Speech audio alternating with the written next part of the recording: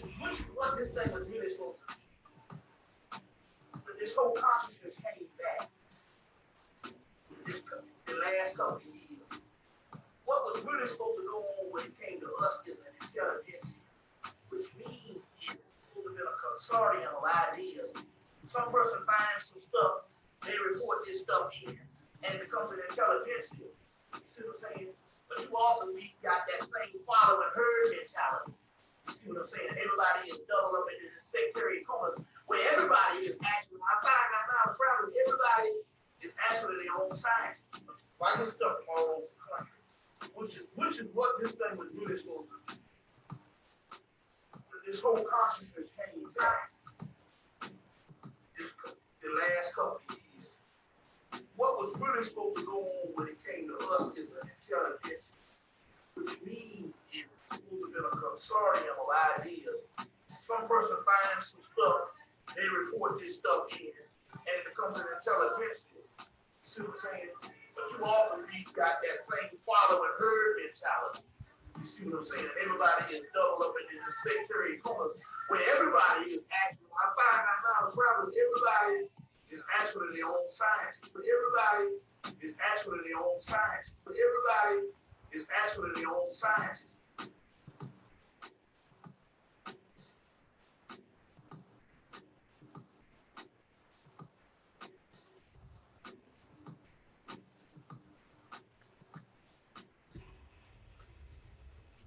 Yeah, family, Sunday service, back at it again. It go down, it go down, it go down. What's up, my people? What's good, man? Happy Father's Day to everybody, man. Happy Father's Day too, to the man. gods, to the bros, all of them. Yeah, to you, MB, you know what it is. You are an example that I definitely wanted to shout out. So happy Father's Day to you too. You know what it is. We got Michael Bell today. You know what time it is. Look, let me tell y'all, we've been trying to get MB on here for the longest. He's been on the show millions of times. He's the bro. He's the bro guy. But, we wanted to get MB by himself because he has the knowledge that we need, that the family needs to understand more about themselves, knowing thyself. So this is going to be a powerful share with the guide. So I'm excited about it because we're about to go in. Let's do it. And then look, everything always lines up correctly because this is Father's Day. And man, I'm telling you, MB and him and with his kids, beautiful display of what you're supposed to be doing on this earth realm. Mm-hmm. Tell you. Let me shout out the family before we get this thing started, man. What's up, Mad Titan?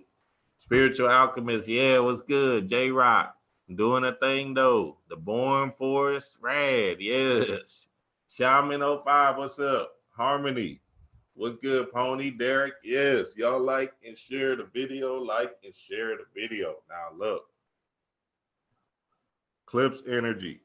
That thing happened last night. Powerful energy, powerful things happening with the feminine energy right now. Y'all know what it is, the subconscious mind, the spirit world, right? We tapped in because now you start to understand that everything is in the background. This is the halfway point of the 2020. Mm-hmm. This is it. This is halfway. We right there. Look, who is that? I heard Miss Blue talking about between Mother's Day and Father's Day, she was saying the chaos is happening.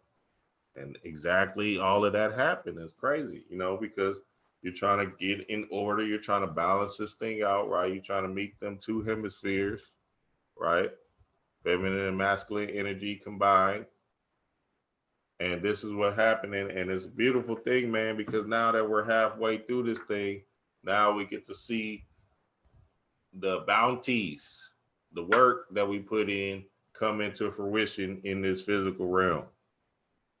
Mm-hmm. So it's huge things. And a lot of us already been seeing the effects. I have, trust me, I've been getting whatever I want and all this other stuff. but it's more so now about the feeling, the knowing, the understanding.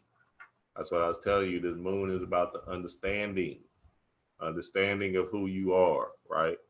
You can be a billionaire down here on earth, it don't matter. But if you don't have no feeling of self and you be depressed, sad, and fucked up, don't even know how to get into your dream state, lucid dreams and shit, what the hell are you doing with that billion? There's so much you can do in the physical. But in the real world, where it's really going down, that's where the power plays. And that's what we're about. And that's what we're about to get into today. So, yeah, shout out to all the fathers, man. Happy Father's Day. You know what it is. I don't have much to say about y'all niggas because, you know, I'd rather talk to females any day. I'm just saying. But, you know, y'all my bros, and that's how it go down. And, so, yeah, let me talk about this real quick and why I chose MB to be on this Father's Day edition. It just fit up. It fit perfectly. It was right and in alignment. So MB on Facebook, right? Michael Bell, the God. He, you know, he shows pictures of different stuff and everything. But what I noticed was he's always doing stuff and he's with his kids, right? He's always, you know, showing his kids, hey, we out here, we nigga, they was in the goddamn quarantine. Motherfucker took his kids out, said, come on, man, we gotta walk the street. We gotta walk. Hey, straight up. We gotta walk the streets empty. I like, oh, this is my guy, dog. This yes. Come on, dog. That's you gotta see. When you see stuff like that and you start to understand, yeah, he has some kind of level of understanding what this thing is. And it's a big thing because with my kids, you know, I got the little babies right now. We're making impressions on their subconscious mind right now. So all these things we're doing as the father, right? Osiris, Osar, or whatever, right? We're making so much impressions on them, but it's not because we're telling them, you know what I'm saying? That conscious stuff don't work. If you consciously telling them, no, that's not how this thing is going to play out. But by you doing your rituals. Look, my son and daughter, they be seeing me going to my magic room, meditating and stuff. You don't think that's going to have an impact on their subconscious mind? Mm-hmm. They see me talking to my trees and stuff. They come and talk to them too. They know their names and everything. We don't never wear no shoes outside, right? We when we go in our backyard, we barefoot, grounded in the grass. That's all they know, right? They see us talking to our crystals and all of this stuff. They see us doing Kundalini yoga and stuff. All of these things doesn't have to be seen, right? They see us we do rituals with our kids, right? So this is what we're talking about when we're talking about being a father, because sometimes it's not necessarily about you teaching somebody, right? It's just about you being the ultimate example, the representation of what you want them to be. Because what's the saying? They got a saying for that shit. Kids are gonna follow like, yo. Yeah. It's not what you say, it's what you do. Yeah, that's it, MB. You know what it is, Mike. Yeah, it's not what you say, it's what you do. And they're gonna follow that. They're gonna follow your lead. You know what I'm saying?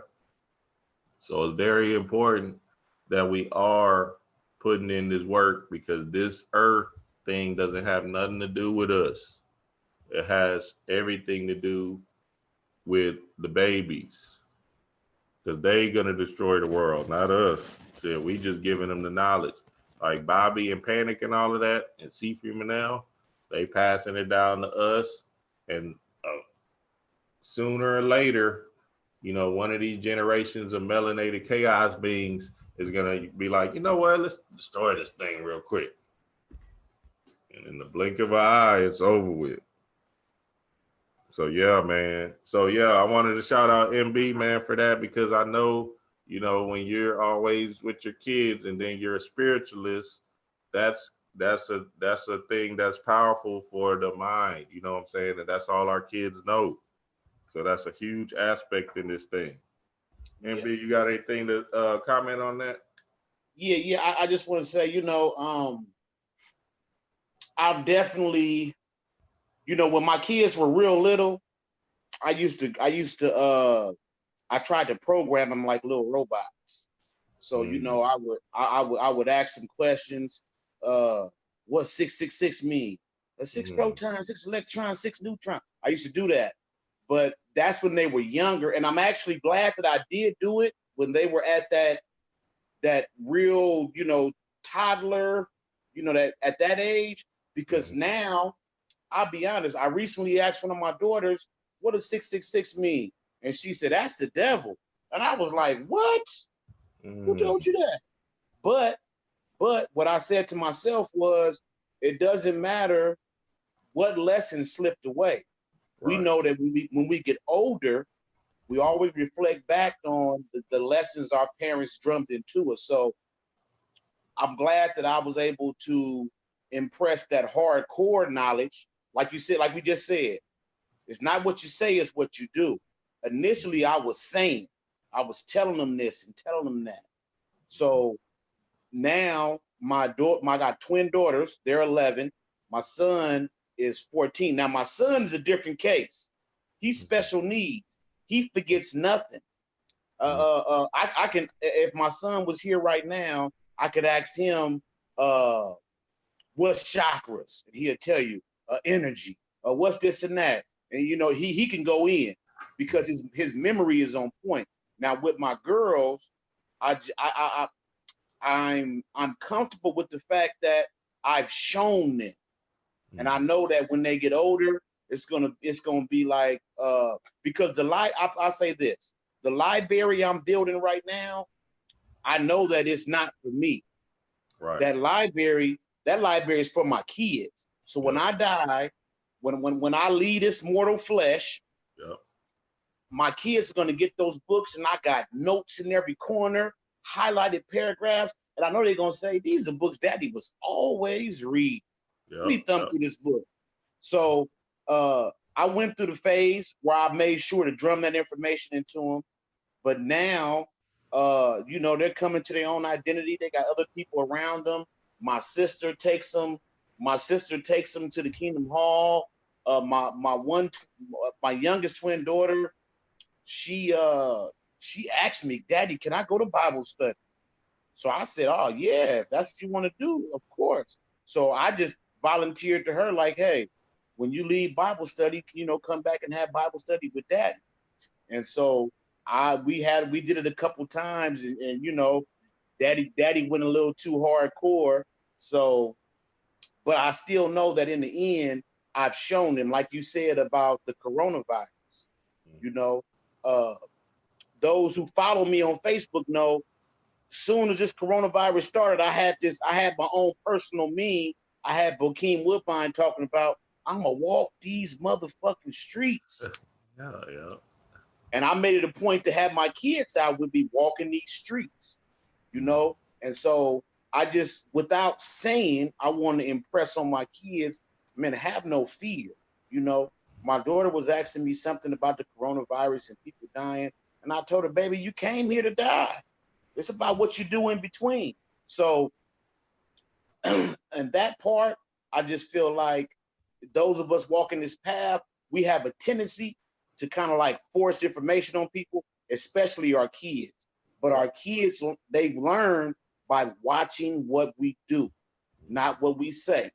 So once I reach that point of understanding, I'm gonna wrap this up real quick. Once I reach that point of understanding, I'll put it to you like this. At one point before dinner, I had Judica Illis's book, Encyclopedia of Gods and Goddesses. So every night before dinner, me and my kids would sit down and I would hand them the book. Pick somebody out, let's read it. And they'd pick somebody and we'll find a deity. And I'll be honest, this was some years ago. my daughter told me, Daddy, Ganesha's here all the time. Yeah, Ganesha's here right now. And she told me, Ganesha's not a boy, he's a girl. And little things like that. So I just know that I did my work. I laid the foundation, and I got faith. I have faith in the fact that time is going to tell the truth. So, you know, just one more thing I want to say to all the dads and all the fathers is men have a tendency to be really hard on themselves, whether you're in your kid's life or not. We have a tendency, and for me, that goes back to Joseph Campbell's his book, The Hero with a Thousand Faces. Mm-hmm. Now, in that book, he talks about how the father, as an archetype, is the ogre. So, and I first, when I read that, I said, that's not true. You know, my kids, you know, they know me. I ain't no ogre. I ain't no mean old daddy. But as a father, that archetype, and they get bombarded from TV everywhere. Right. The father's like you're just this disciplinary figure. When in reality, I'll be honest, mamas go way harder than daddies, way harder. Mm-hmm. You know, but still, dad has this archetypal energy of being the ogre, this mean old dad, and it doesn't matter. So, you know, I just want to say to a lot of fathers out there that's going hard on themselves, I just want to say, because of you, they exist. And your kids came here to do something. Right. We're not here for them. They're here for us. You know what I'm saying? And I realized that because one of my oldest twin, when she was around 3, when she was just talking, she would tell me things about myself when I was younger. Daddy, you remember when you did this? And you remember when you did that? And I used to be amazed. I used to say, man, for a fact, she's a family member reincarnated. Well, now, I asked her recently, do you remember when you used to tell me that kind of stuff? And no, she doesn't. But for me, that was the proof to have witnessed that. I know that, you know, I'm going to say it's my mom who passed away, but she's definitely one of my ancestors came back to help me. And the point I want to make is whether you're in your kid's life or not, you know, a deadbeat dad really doesn't exist because he brought that child in the world. So don't go hard on yourself. Either you did what you're supposed to do or you're doing what you're supposed to do. And that's all I want to say as far as fathers go. Yeah, that's good. That's good, Mike. Yeah, and that's a huge thing because, you know, as this masculine energy, right? And we got to kind of, that's what it is. It's like we're so analytical with our kids. We don't want them to get hurt. We want them to, you know, understand and do the right thing. So that disciplinarian idea is kind of intact in there because with my kids, I be trying, I'm looking out for them. I just want them to, hey, get your thing right here, blah, blah, blah. And that's when I started to realize, okay, well, I can do that part, you know, with my actions and physically. But then at the end of the day, for me to just not to teach them or, you know, all of this, I could just show them by all these symbols we have around our home and, you know, all the work that I do and, you know, all the energy that I put into knowing myself. You see what I'm saying? So now my kids can look up and say, oh, shoot, okay, well, Daddy's been doing this practice. And shoot, let me fall right along. You know what I'm saying? And it's important. Like I got Baphomet and all these statues all around my house. My kids is not gonna be afraid of that. They're gonna be like, shit, that's my guy. Yeah. Feel me?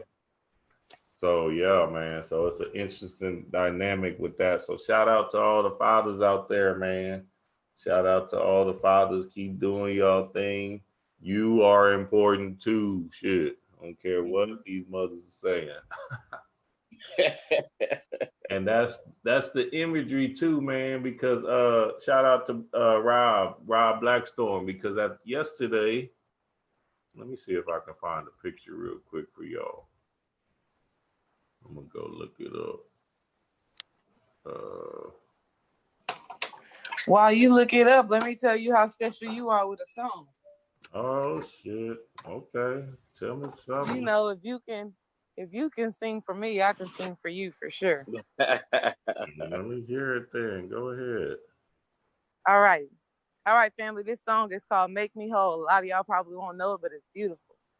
So it goes, darling, I want you to listen. I stayed up all night so I can get this thing right. And I don't think there's anything missing, because a person like you made it easy to do. I've waited for so long. This is true. To sing to you this song. 'Cause your eyes are the windows to heaven. Your smile could heal a million souls. That is true also. Your love completes my existence. You're the other half that makes me whole. You're the only other half that makes me whole. There's more. I think the angels are your brothers. Yeah, yeah. They told you about me. Said you're just what she needs. And I find myself thanking your mother for giving birth to a saint. My spirit flies when I say your name. If there's one thing that's true, it's that I was born to love you. 'Cause your eyes are the windows to heaven. Your smile could heal a million souls. Your love completes my existence. You're the other half that makes me whole. You're the only other half that makes me whole. Last part. Oh, okay. Last part. I'm gonna do the whole song for you. Okay. It goes. Go ahead, keep it going. Yes, it goes. You make my dreams come true over and over again. And I honestly, truly believe that you and me are written in the stars. I live my whole life through just giving thanks to you. 'Cause your eyes are the windows to heaven. Your smile could heal a million souls. Your love completes my existence. You're the other half that makes me whole. You're the only other half that makes me whole. The end. Yeah. Hey, that was church. Thank you, babe. That was church. Yes. Choir. Happy Father's Day. That was church. Yes. We love it. And that's another aspect too, family. We want to shout out the queens, man, because at the end of the day, we just basically slaves in this world, and shoot, they give us one day out of the year. That's cool. I get it. You know what I'm saying? But you know what? If I can say something, Yeah, go. What a lot of people don't get, you know, we talking about Father's Day. We speak in the English language. Father in English is pater, which is where we get the word pattern, you know, because men are structured and logic. Well, mother means matter. The Greek word for matter. Can you hear me? Yeah, I can hear you. Good, keep going, Mike. I'm okay. The Greek word for mother is matter. So the word we use for matter, you know, we say this, even like Black Lives Matter or dark matter, that's mother. You know, the mothers are not just maternal, but they're what make up this existence. You know what I'm saying? And I gotta say that gotta be a hard burden to carry. You know, to have to bring somebody into this reality and understanding what this existence means, that, you know, you're bringing somebody into this reality that's gonna basically suffer at some point. So, you know, I just say, you know, the fathers, like you say, we get one day, and this is the first Father's Day in 12 years that I haven't had my kids with me on Father's Day. They actually spent the night with their mom at my wife's sister's place. So, you know, and that's different, but I'll be honest, I'm enjoying it. But fathers and mothers have a different role. I grew up a Jehovah's Witness, so holidays really mean nothing to me. But, you know, every day is Father's Day, just like every day is Mother's Day. So, you know, I don't know. I just wanted to say that. No, that's good, Mike. That's good. And I wanted to show this image real quick to the family because, see, this is what they think of you. Shout out to Rob yesterday pointing this image out. And Rob Watson? Yeah, Black Storm. Yeah, he's pointed this thing out, and you know, when you see this, you're like, oh, okay, wow, that's crazy, blah blah blah. But then you see it, and you're like, wow, the mother, the child, and then the father is in the other side. Come on, man. Hey, you know what? I saw that. I didn't watch Rob's video, and I got to, because that's what I'm gonna do. I fucks with him. He drops good knowledge. But I look at this picture, and I'm gonna tell you the truth. You know who just whispered in my ear? C. Freeman L. Yeah, there you go. Yeah, that picture right there is Ma and Son, crescent moon and star. Yep. You know, that at this point in time, Masons have got a really bad rap, but that's our knowledge, that's our birthright. And you see that, that's Isis, Heru, and Asar right there. You know what I'm saying? Yeah, that's powerful. I definitely got to check out his video, because I know he always come with that good heat and drop good gnosis. I definitely got to watch, because that's a good catch right there. That's all set, Heru, and right there, because the father is always in the ether. You know, every superhero story tell you, man, they dad or father figure gone, and that's a fire image right there. Fire image. Yeah, it's like the Lion King and Raising Dion and all of that other stuff. There's not many mythologies or stories you can tell that's not going to encapsulate that image right there. That's a powerful image, you know, and that goes back to what about fathers. You know, I did want to drop this, and I'm glad it came back to me. Historically, when you go in the past, fathers, okay, women were the first doctors.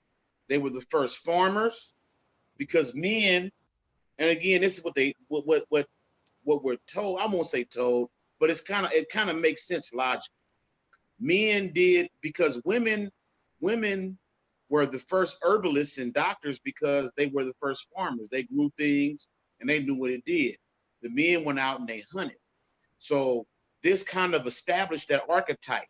And the archetype I'm talking about is when you go out and you hunt and you're doing all this hunter gathering, whatever, you have a lot of time to think. men are stereotyped as having their head in the cloud because men are logical, they're thinkers. That's why the father is always gone or, dead or something like that.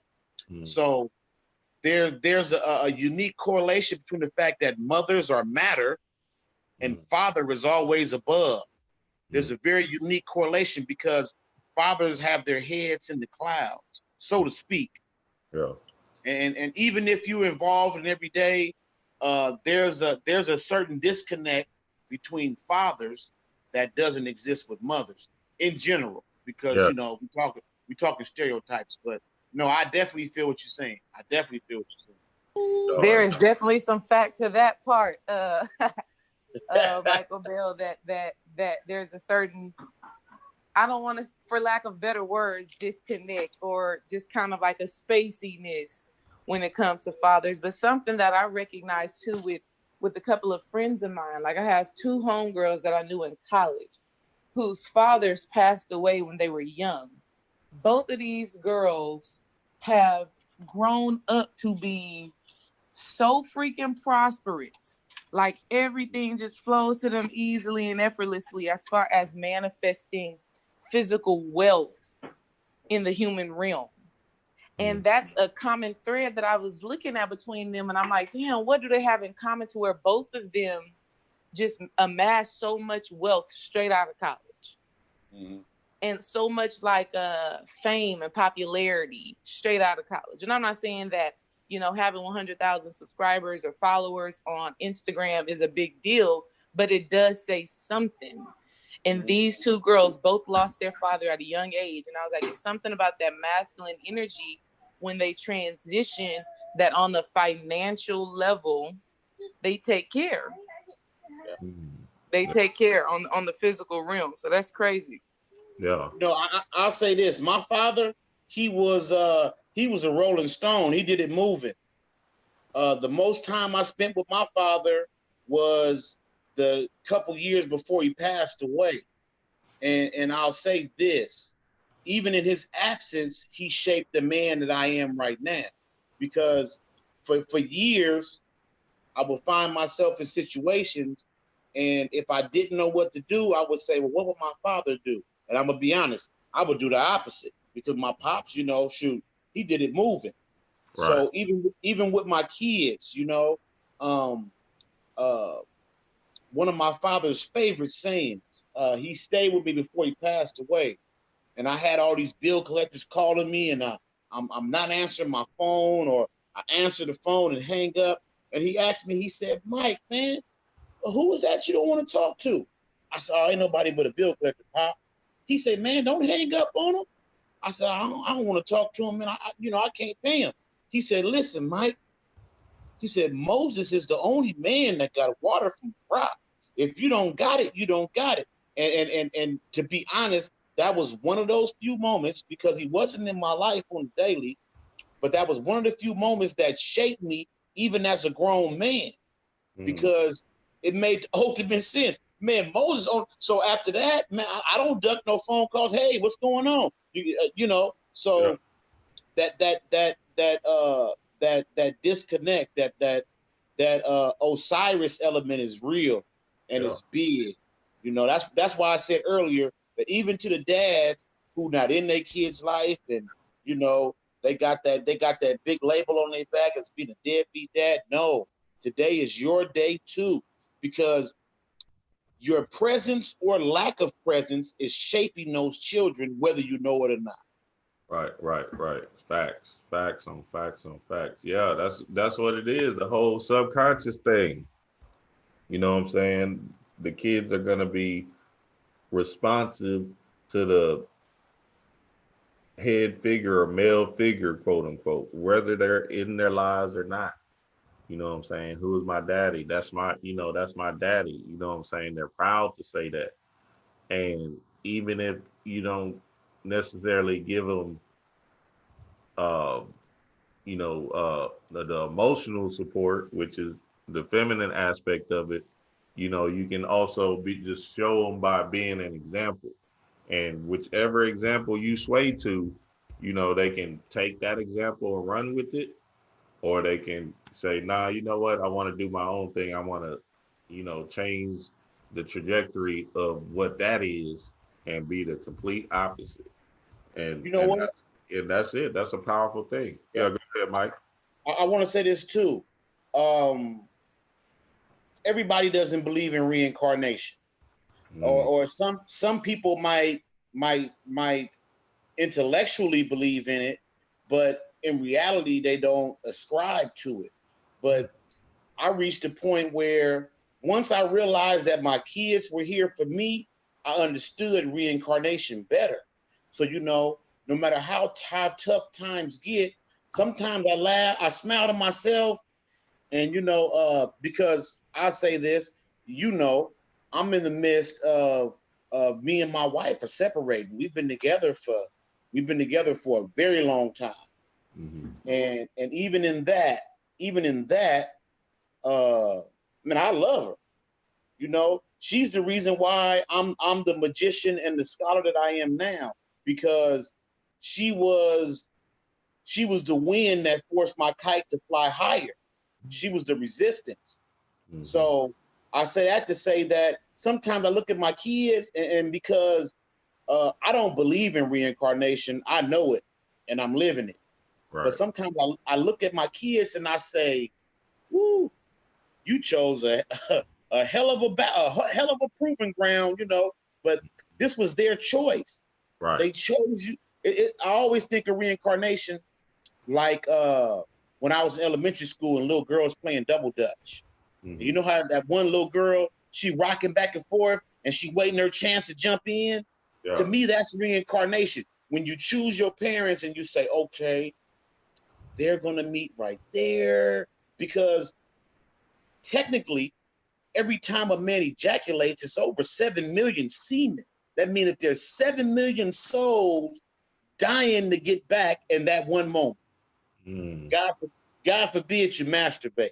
But I'm just saying, at that moment, 7 million are saying, this is my chance to get it right again, or this is my chance to do it all over again. So when I look at my kids, especially my son, because my son is not my biological son. He's special needs. He's 14. My girls are 11. I was with my son 3 years before my girls were even born, my biological. And because of my son's special need, he had surgery on his head. So his head is shaped, you know, you look at it and it's shaped odd, but it hit me. His head is shaped just like Akhenaten's. It's that elongated head.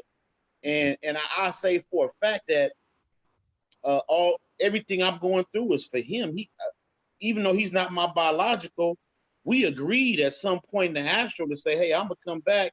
You're gonna be my son, and I'm gonna be your dad, because that's my son. A step nothing. Yeah. That's my son. So you look at these kids and you realize that you came back for them, because my son has impacted my life. I would hope at some point he would say as much as I impacted his. So when we think about reincarnation, and this is to the mothers and the fathers, everybody's here to do work. The one thing about life in this matter, in this matrix, because matrix is feminine, matrix means mother. We came back here. Suffering is a part of coming back here. Now to suffer, that don't mean you got to be poor, broke, or whatever. But it doesn't matter if you're a billionaire. There's something going on in your life that's rubbing you the wrong way. And that's a part of your growth. So I just look at it and I say, hey, you know, everything I've been through, everything I'm going through, and I look at my kids and I know that what they're going to go through, because at some point they're going to have to deal with the loss of their dad, loss of their mom. But we come here, this is a proving ground. We come here to do work, to get it in, and to raise our consciousness. And I know for a fact, like your kids, just like my kids, they came back to get that work. Yes.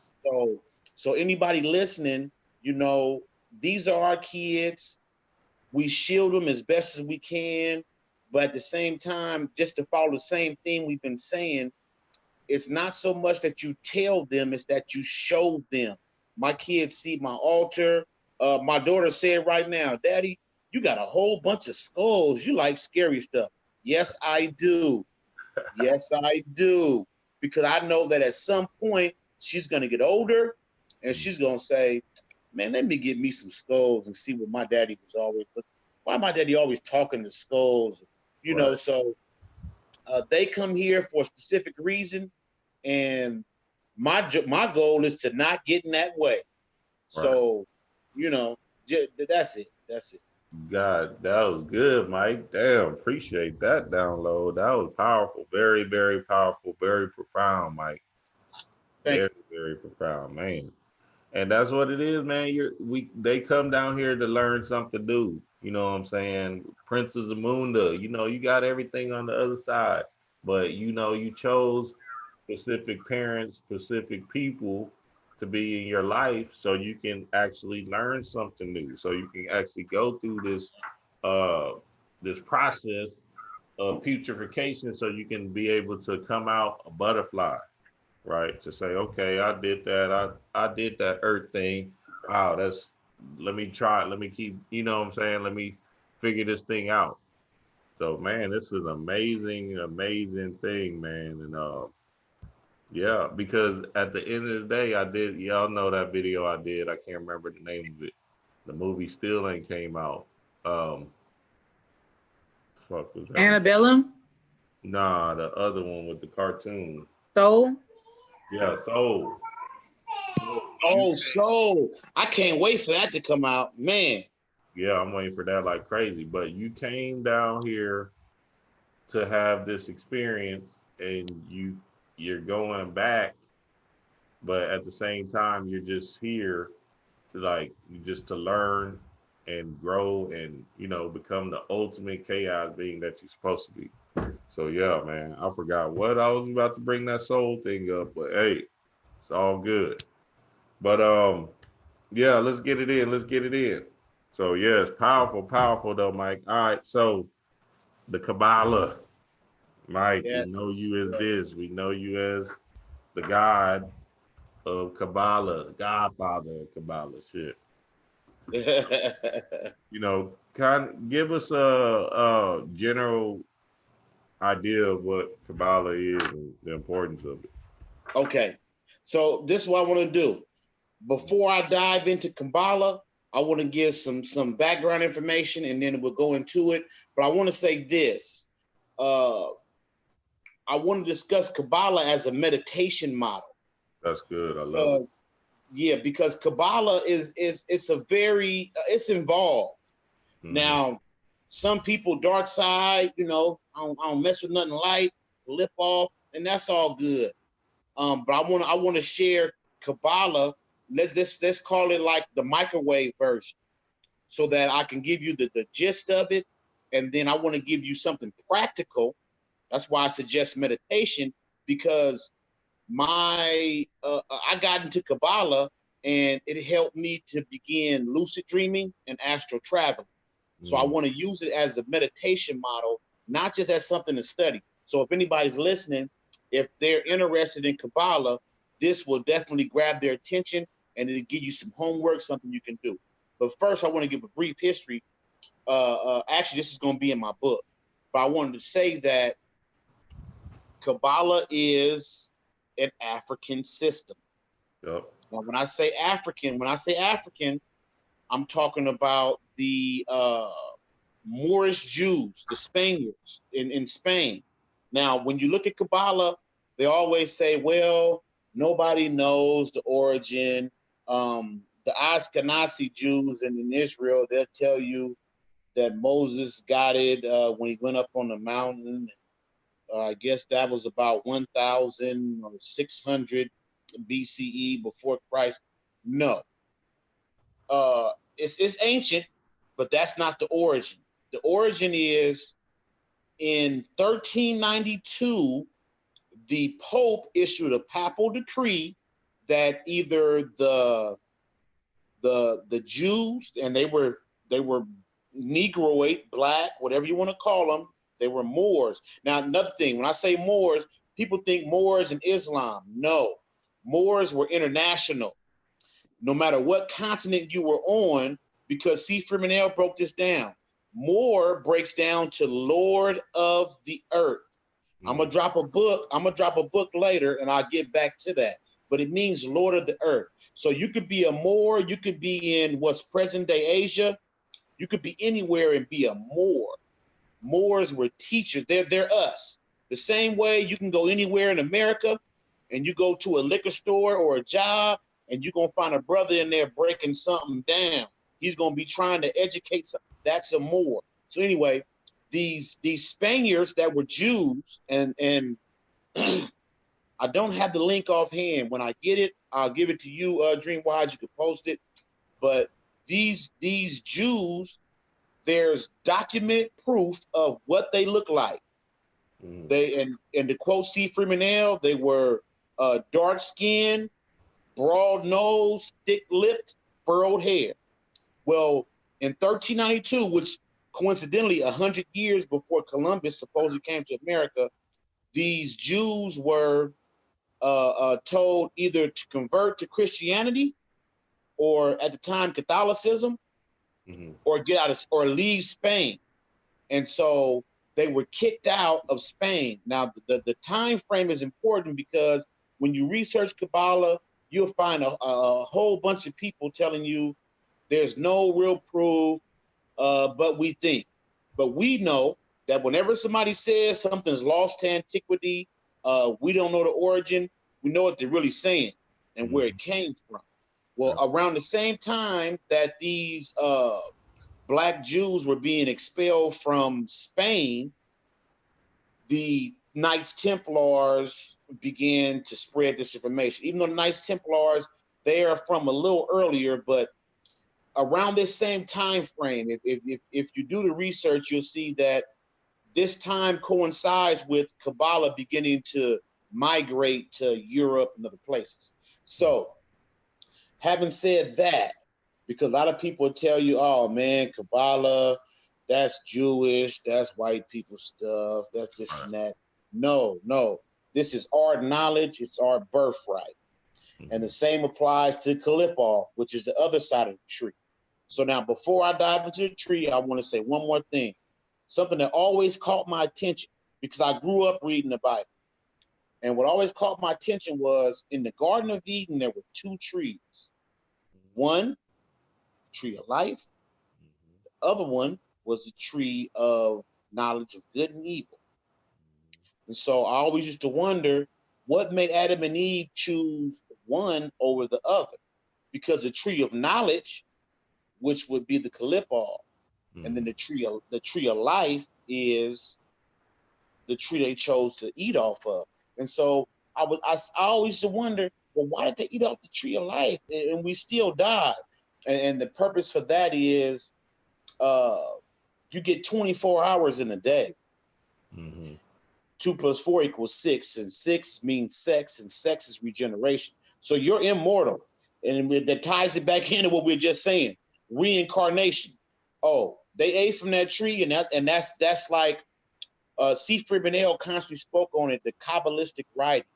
I'm gonna reference the Bible while I talk about Kabbalah, not because I think Jesus is real. I know that the Bible is nothing but a gumbo of previous mythologies, mythoses, but it was made for the age of Aquarius. And if I remember, I'll get back to that. The Bible wasn't for us. These last 2,000 years, the Bible wasn't for us. I'm gonna say it now. In the Bible, I think it was either right after Jesus was supposedly crucified and resurrected. He told, I believe, Apostle Peter, go find a man at a well and blah blah blah. That man at a well was the water bearer. That was Aquarius. Well, this book is from the age of Pisces. So these last 2,000 years that people been oppressed and trying to historicalize this mythology, it wasn't even for our time. It's for the age of Aquarius. It's coming up. It's going to be the Bible's going to be the hot-ish over the next 2,000 years. But anyway, let's get to Kabbalah. So we discussed the origins. It's African in origin.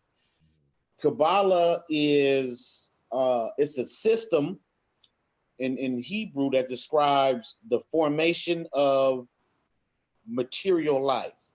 You have the three elements, which is fire, water, and air. Earth isn't included because the three combined make up Earth. And so it's based on the three mother letters of Hebrew. And again, I'm bringing this up because part of the understanding of a tree of life, if you want to get deep into it, you don't have to learn how to speak Hebrew, because I'll be honest, personally, I consider Hebrew to be a dead language. It's right up there with Greek and Latin to me. So I say the Hebrew letter is pure symbology. The Hebrew alphabet is nothing but symbols. So you can do the barest, I won't say barest, but you can do research on the Hebrew alphabet and you'll get downloads, because Kabbalah is very intuitional. And what I mean by that is you don't have to know Kabbalah in and out to work with it and get results. My personal theory is that when Egypt was on its decline and those priests spread out, they came up with Kabbalah as a means to get this information, this knowledge of self, without having to be in a temple for 49 years. So Kabbalah is very, by intuitional, what I mean is if you give it just a little bit of your attention, you'll get results. So it's based on the three mother letters, 7 double letters, and the other 12 letters. And so on the actual tree of life, you have these 3 emanations. Whenever you look at the tree of life, you'll see these 3 waves. Looks like a Wi-Fi signal facing down.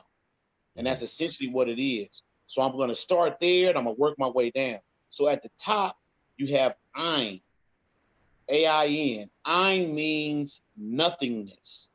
But the best way to look at it is no thingness. It's pure potential. You cannot categorize it. And the tree of life it's supposed to represent God, right, falling deeper and deeper into materiality. Mm-hmm. And the reason why I want to emphasize the fact that it's God coming down to this physical reality is because you'll always see the tree of life superimposed on the back of a man or a human. Mm-hmm. And so that's one way of stating that man is the grand symbol.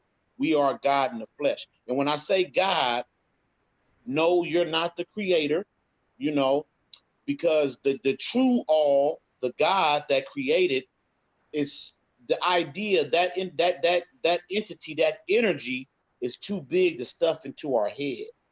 So that's why you'll notice that every mythology with the God, they're very human, very human. Odin was a womanizer. Odin turned himself into a bull just to get with a woman.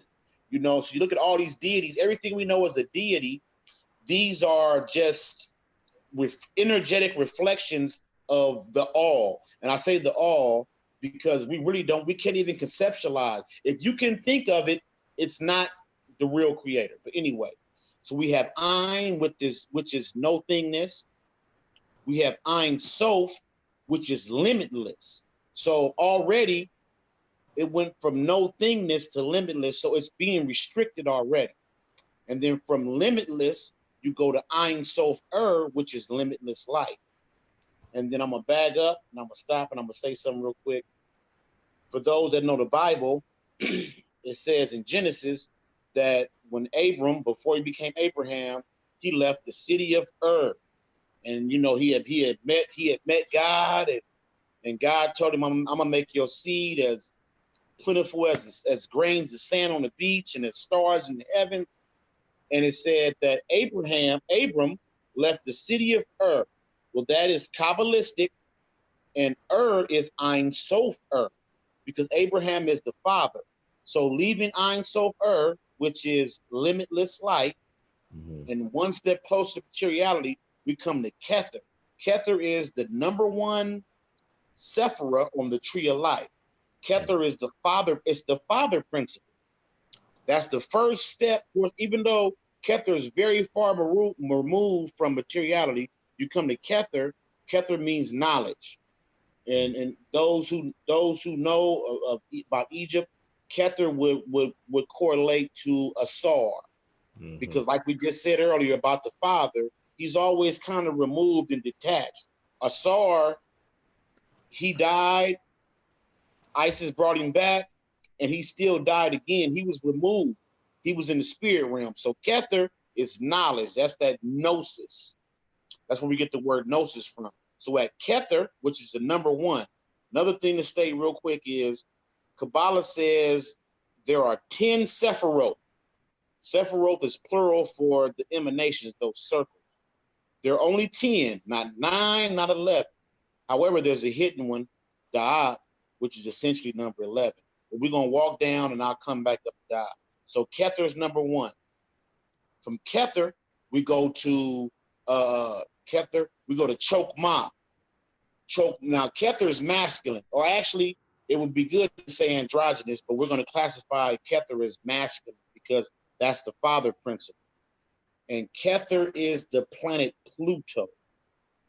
Yeah, Pluto, I believe. Pluto or Neptune. It's slipping me at the moment.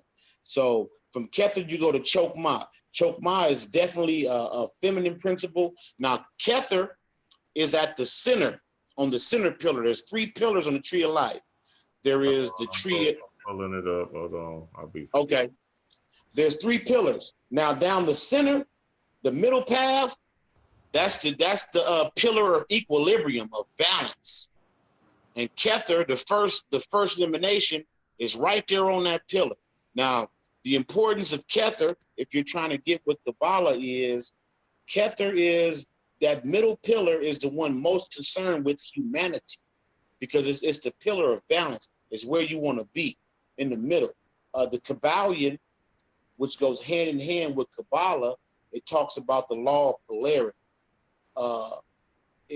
When you look at the tree of life, it's always on your back because your front is facing east towards the light. So to your left is the pillar Boaz.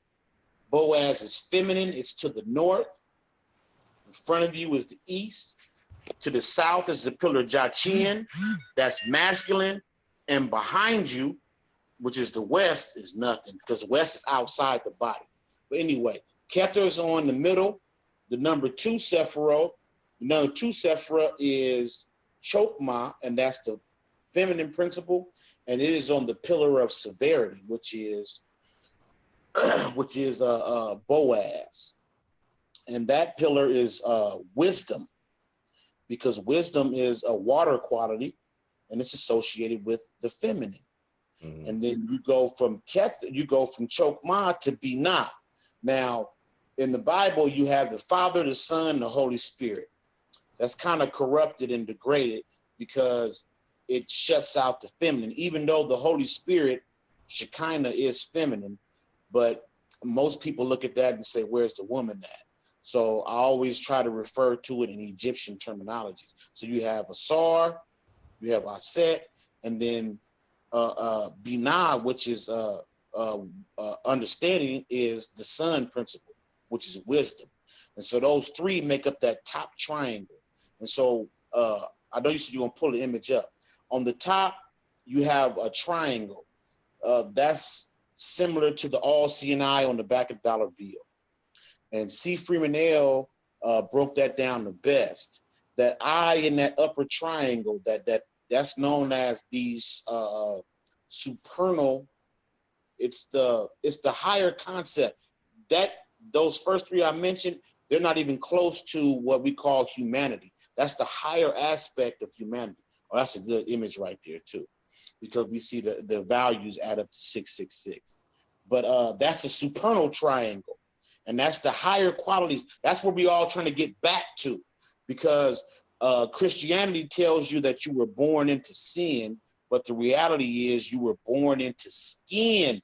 Mm-hmm. You were born into skin. Sin in Hebrew merely means to fall short of correct understanding or correct knowledge. So sin doesn't mean you're going to hell. As a matter of fact, Christianity, I think, is the first religion that speaks of eternal torment. Nobody else does. So that first upper triangle consists of 1, 2, and 3, Kether, Chokmah, and Binah. And we see that there, 1, 2, and 3 adds up to 6. That's a great representation right there. Now, just below. This off your page, Mike. Oh, okay. Oh, yeah. I'm gonna just go slide for slide with you. Okay. So just below those 3, we have Da'ath. Well, I'm not gonna speak on Da'ath yet. Just below those 3 is what's known as the abyss. Now, if you put a human body, if you put this tree right here on the back of someone's body, Kether is going to be at the head, a little above. Chokmah, Binah is going to be at the shoulders. Da'ath would be about, Kether, Chokmah, Binah is going to be at the head level. Da'ath would be at the throat. So then you drop, that's known as the abyss. That space between 1, 2, and 3, and then you get to 4, that's known as the abyss. Mm-hmm. And it's called the abyss because inside that empty space resides knowledge, and we'll get back to it.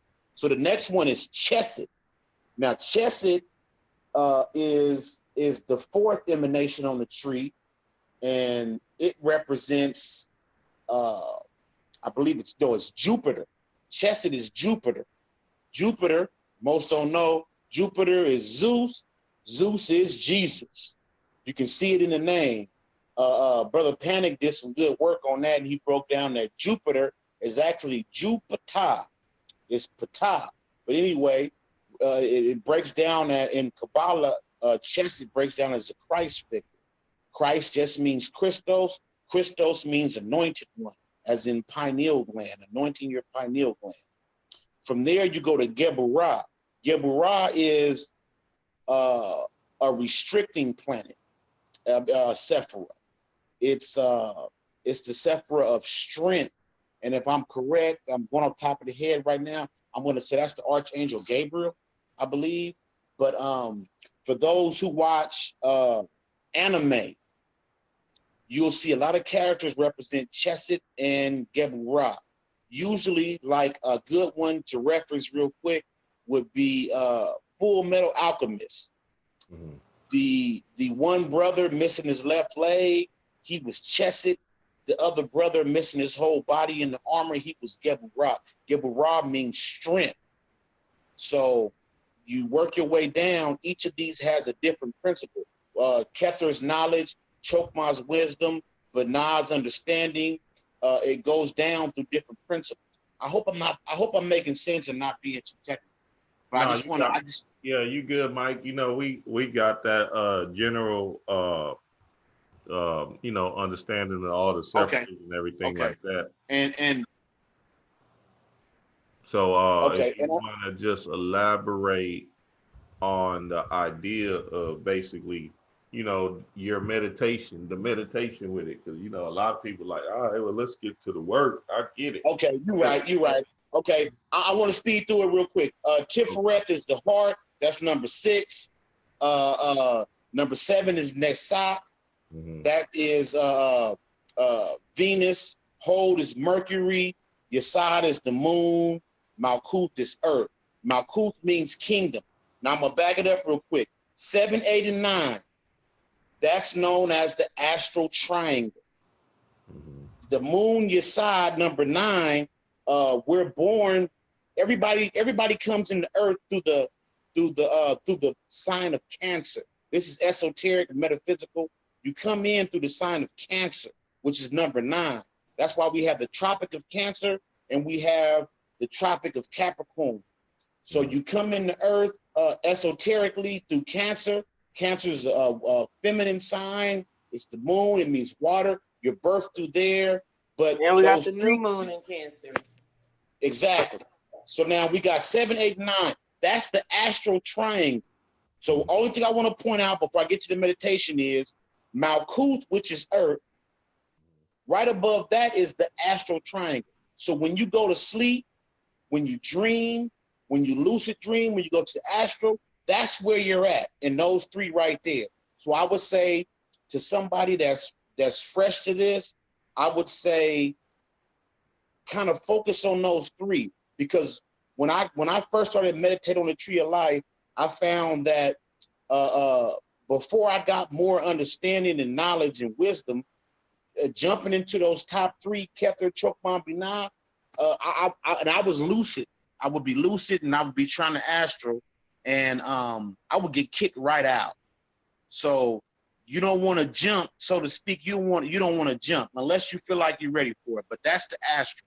So the astral is where you go when you die, where you go when you dream.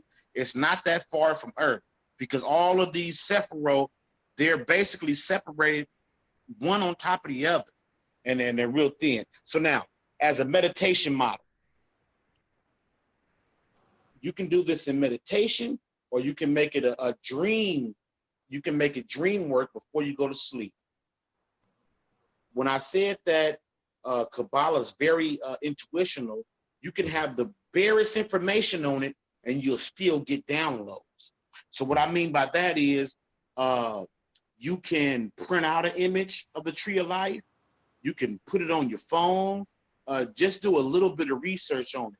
I started out, I would learn the names of the different Sephirah, and I would walk up the tree of life. And so as I went to sleep, I would focus on the tree. Now, as you notice, the tree has these little paths in between. There's 32 paths. I would go to sleep. I would walk up different paths. Sometimes the sun is Tifereth, that's number 6. Sometimes I would go to sleep and I would just sit in front of the sun. I would be in a yoga pose, legs crossed, sitting in front of the sun. And the reason why it works as a meditation model is because it distracts your conscious mind while your body goes to sleep. So you can focus on this tree of life, right? And this is a good one too.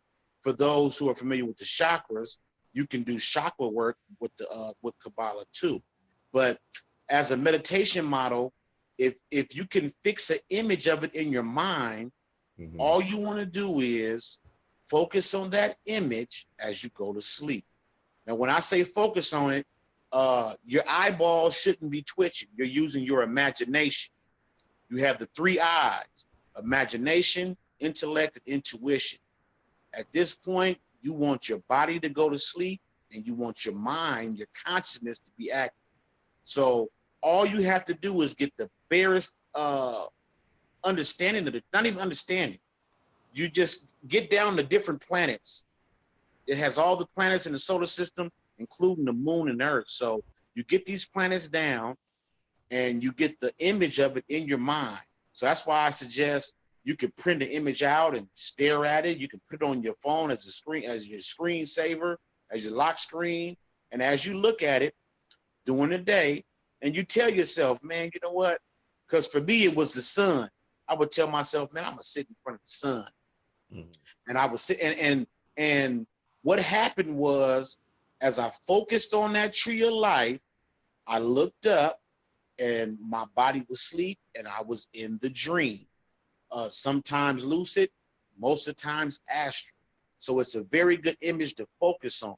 You can focus on this tree of life and you can get excellent downloads. And you see here, these are all the principles. You have the crown, which is Kether, intelligence, wisdom, mercy, justice, beauty, firmness, splendor, foundation, kingdom. I just want to say this too. Malkuth is called the kingdom. And you were talking earlier, Dreamwise, about not having to be down here and just totally suffering and doing bad. If Earth is known as the kingdom, that makes all of us princes and princesses, kings and queens. There's no reason for you to do bad down here unless you choose to. So you make Malkuth your foundation. So me personally, as a meditation model, I would picture all those Sephirah, and I would just go from planet to planet to planet. I'll tell you something else, and I wish I had put it in my in this post. Those bottom 3 that I mentioned as the astral triangle. Well, if you remember, those of us who watch Back to the Future, do you remember what the flux capacitor looks like? No, you can't picture it. No. The flux capacitor is on the tree of life. It is the Sephira 7, 8, and 9, the astral triangle. Because the only way to time travel is through mental time travel, which is a meditation form. And so once I made that connection, Back to the Future, they were in the astral and they were using the tree of life. The flux capacitor, Doc Brown's flux capacitor in the tree of life, it's shaped just like those three right there, 7, 8, and 9. I don't know if you can pull an image up real quick off the internet, but if you pull up flux capacitor, you'll see that it looks exactly like the astral triangle. And so for me, that was just one tip. There we go, right there. Any one of them. You can go. Yeah, can y'all see that? Now you see that Y shape. Let me get a better one. Get this one. There we go. Oh shoot. In Back to the Future, Doc Brown used the flux capacitor. That was the only thing that powered his ability to time travel. And that is what's known in Kabbalah as the astral triangle. 7, 8, 9. It has the entire shape. And you know, so I bring that up because a good part of meditation is it's known mental time travel is known as chronesthesia. You can practice mental time travel with the tree of life. And what you do is, like I said, you distract yourself with the tree, but before you go to sleep, you set your intentions.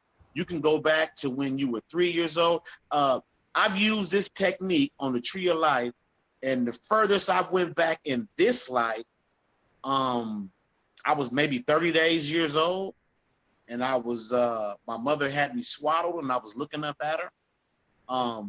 So the tree of life is very intuitional. It's going to respond to you. Peter J. Carroll, I think he was the one that said, you can put anything you want on the tree of life. You can put Mickey Mouse at number 1.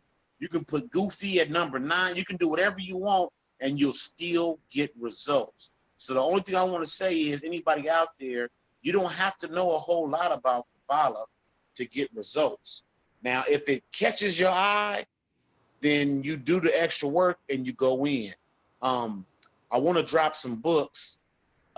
Ask me some questions, and I'll go in deeper because for me, Kabbalah's gotten kind of technical, but it's proven for me to be one of the best systems for magical work.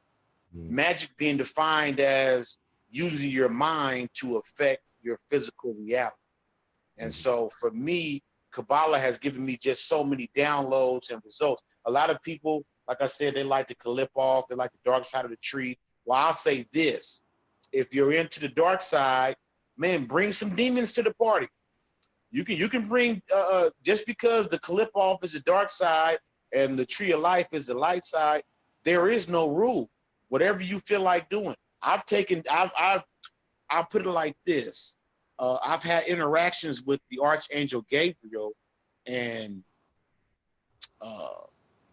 he's been more tricky, elusive, and I want to say downright mean than most of the demons in the Kalipov.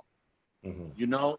So, and just to make a quick point, the Archangel Gabriel is a correspondence for Tahuti and Mercury, and Tahuti and Mercury is a correspondence for Papa Legba. So it took me a minute to realize this. When I was on the Tree of Life and I had interactions with the Archangel Gabriel, I couldn't understand why he was doing some of the things that he was doing until I did the research. And by the research, I went through my encyclopedia of gods and goddesses, different encyclopedias. I have one on the 72 archangels. You know, you go into that and you'll get the answers you're looking for. Kabbalah is tied in intimately to tarot. So if you do tarot and you meditate or work with Kabbalah, it's going to come to you like a fish in water. Samuel Ayun Wayor he has a book called Kabbalah and Tarot, and that's a book I would suggest if you're advanced into Kabbalah or even if you're new to it, because he doesn't flood you with all of that information. There's also another good book by S.L. McGregor Mathers called Kabbalah de Nudata, Kabbalah Unveiled. That's a really good one. Kabbalah Chicken Soup by Lime Mono Duquette. And I'm trying to think of another one. Kabbalistic Tarot. I can't think of the author. But Kabbalah is one of those topics that if you don't want to read the whole book, you can Google it and you'll get some good information, some good insights. What I do want to drop is Kabbalah, the Kabbalion, and chakras go hand in hand. Most people might not realize it. Like you showed that image of the chakra system, chakras are in Sanskrit are defined as essentially wheels of power, circles or wheels of power. In the Kabbalah, Sephiroth and Sephira are defined as wheels, emanations. They're both circular. So even though the tree of life has a masculine pole, which is the pillar of Jachin, and a feminine pole, which is the pillar of Boaz, and then down there we go. Go back, that's good right here. The left pillar with Boaz.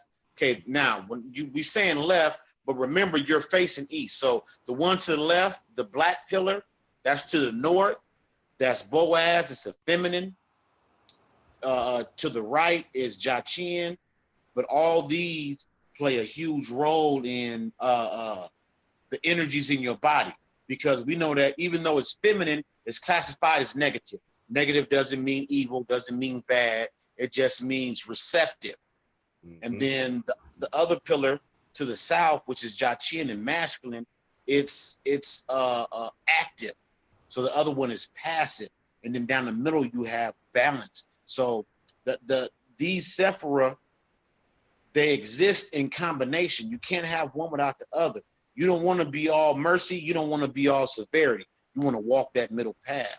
And so you can do chakra work through the Kabbalah.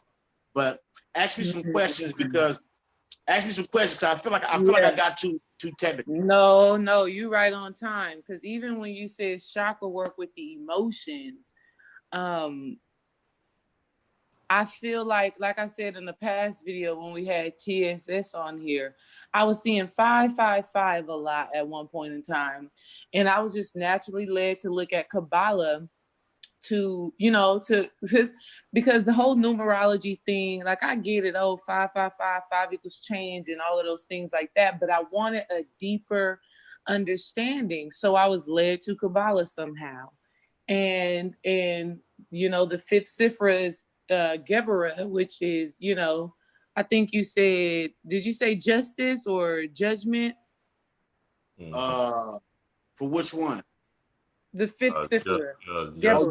Justice. Yeah, that's Geburah. Right. And so when we're trying to figure out, this chakra work, so for example, beauty, right?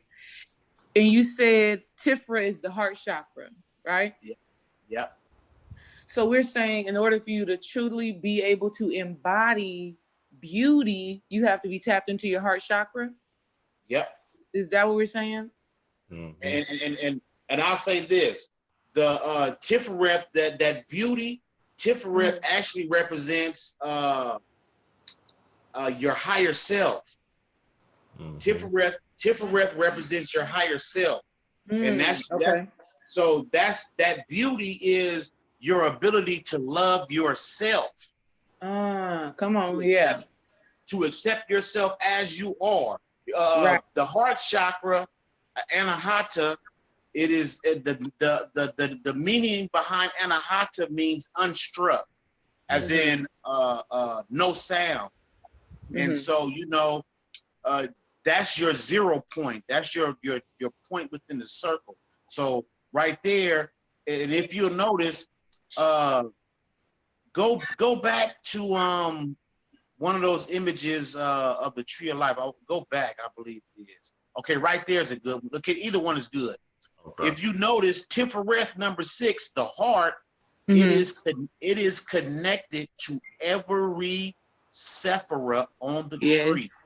Yes. So your heart has to be open. It has to be. A good saying is duty is light, duty is heavy as a mountain, and death is as light as a feather. The death we talking about, it could be taken as the death of the ego, the death of the lower self, and that's that lightness, that's that beauty that we can embody. Where if you find yourself too far on that pillar of severity or too far on the pillar of mercy, that's when life becomes a burden. It becomes heavy as a mountain. But when you operate from your heart chakra, which is the center of the earth, because heart is just the anagram for earth. E-A-R-T-H is H-E-A-R-T.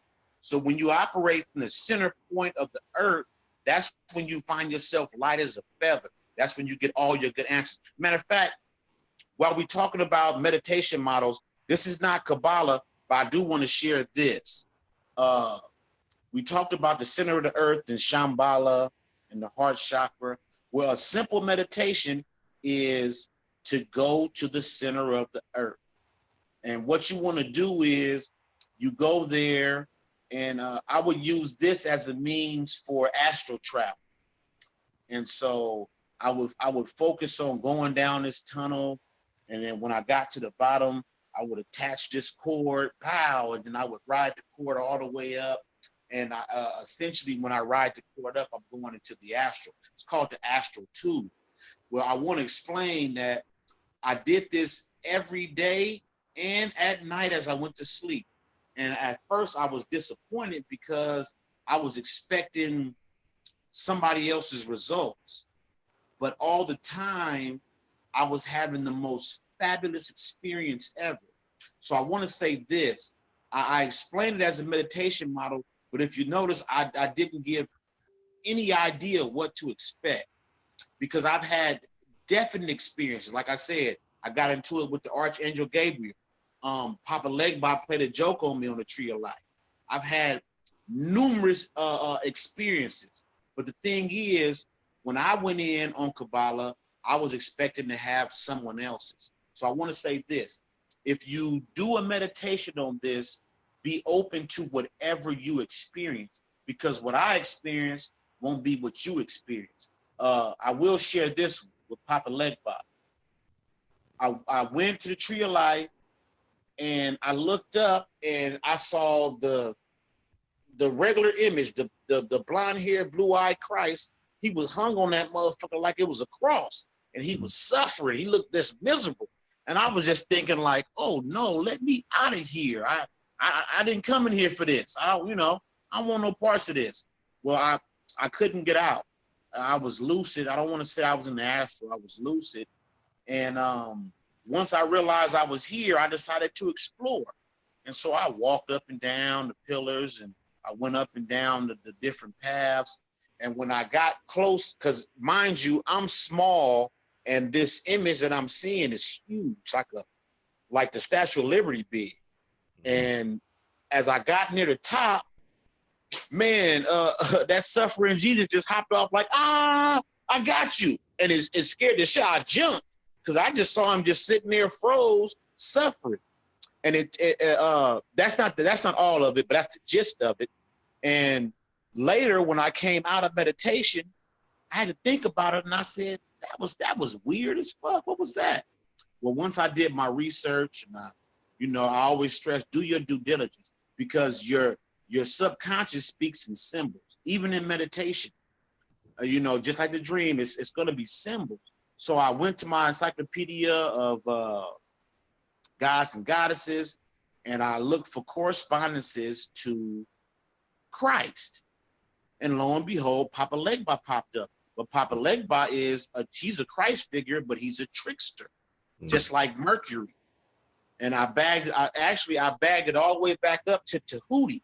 Tahuti is the archetype he's the archetype for the Archangel Gabriel. He's the archetype for Mercury. He's the archetype for Hermes, but he also correlates to Papa Legba, and he's the trickster. So I'm just saying that to say, I don't want to give out too many specific expectations. I just want to say, me personally, I printed up pictures of Kabbalah, the different spheres on a tree. I printed them up. I would look at them. I used different images as bookmarks. So when I opened my book up, that's what I would, subconsciously, that's what I looked at. And so I would just say that approach Kabbalah with no expectations and you'll get results. Don't go in trying to have anybody else's experience. Brother Panic said he went to Mars, niggas was partying and they was angry.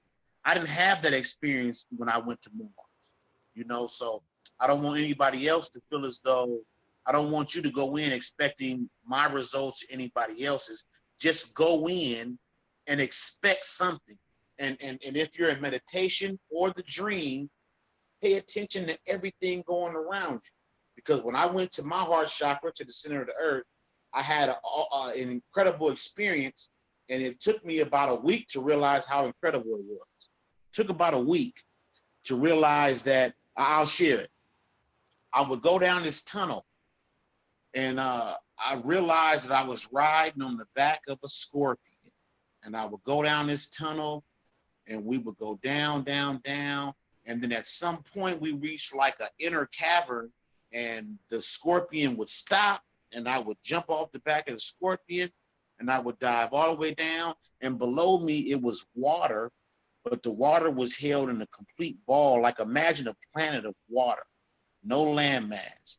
And it had these waves in it. The waves looked like, for lack of a better word, like the Wi-Fi signal.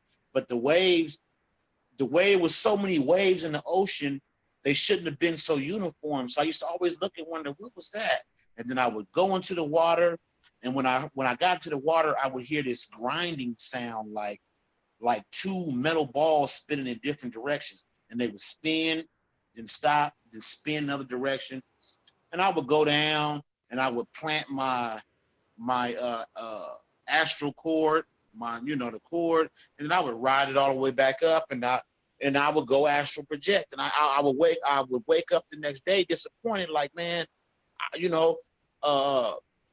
Panic gave me the technique, and I always expected that I would go to Shambhala and there'd be a party and there'd be hella people there.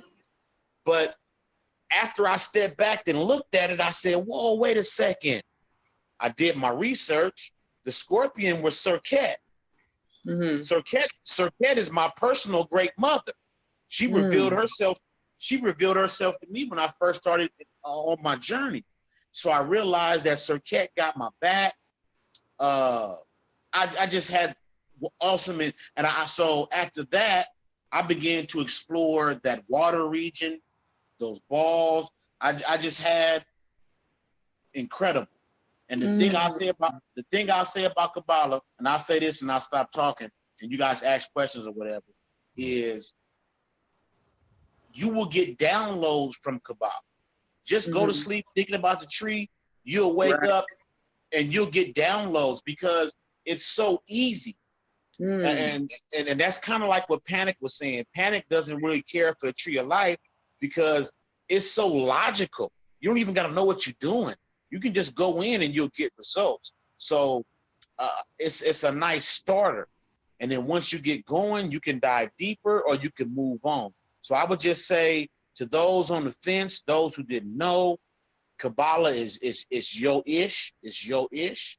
You know what I'm saying? It's there waiting for you. It'll activate your mind. Only thing I'll say is if you do it in meditation or in a dream and you visualize these spheres, these emanations, just go in and use your imagination. Your eyes shouldn't be looking left and right when you look at the tree. Let your mind take over and you'll get automatic downloads. That's about the best I can say is free downloads. Because that's all you need to say. Yeah, I would wake up in the morning and I would Google stuff. I would see things in my dream and I would Google it, and I would, you know, try to find the answer, and I was never disappointed. Never. Yeah, that's good, Mike. I love it. Love it. You answered my question right there. And the God Mike, he gonna drop downloads on the whole thing. He gonna get, see, that's what I love about Mike. He gonna he gonna take you to loops and to another section, to another section. Hey, But, that's powerful though, because you know the understanding gets deep, and when you're giving out your understandings and your examples and your work, now we can visually see it. You know what I mean? As we're being these master students for, you know, professing this idea of the Kabbalah. So that's beautiful, man, and we love that. Love it. Love it. Love it. it's, you know, I'll say this: for those who choose to teach and share what they've learned, believe it or not, it is very hard explaining these experiences. Right. Because even putting it into words doesn't do it any justice, because I can't describe to you the colors. When I went into the center of the earth and I saw that water, it was a color green. The best I can say is that it was a greenish black. And green is not even a good color. Let's say an electric green. It's just it's hard to describe. But once you have these experiences, trust me, you'll get hooked. And that's why I was attracted to Kabbalah, because it caught my attention. And so I did the work. I didn't sit back and wait to hear Bobby Hemmett talk about it, you know, but I would research it and listen to who I listened to. And I went in, and I just want to share the one shortcut. Don't go in expecting to have anybody's experience but your own. That's all I want to say, because beautiful things happen to you, and you thinking because you didn't fly and because you wasn't talking to Ptah that it wasn't bomb. But your subconscious is going to communicate to you in symbols that you understand. That's the bottom line. Now, one of the mistakes I made, and I say mistakes, I would have these dreams that would be so abstract that I programmed myself, and I told my subconscious, I need symbols I can understand. I don't understand these symbols. And actually, that was one of the worst things I could have did, because prior to that, my regular dreams were just all symbols. I would have a dream where a yellow banana would be on top of the surface of a rocky water, and it's lightning and thunder in the background. That was my dreams. So once I got deep into my studies, I wanted symbols I could understand. So I told my subconscious, dumb it down. And then after that, now I have dreams, and I'm beyond. Hey, Mike, you went on mute. I'd rather have that dream of a banana on top of the ocean. You know what I mean? Because your subconscious is frantically trying to communicate. Like even when you say, I really don't dream, or Unmute, Mike. Unmute, Mike. What's that? You keep on accidentally hitting the mute button, but you all right. My bad. So yeah, you wanna you dream every night.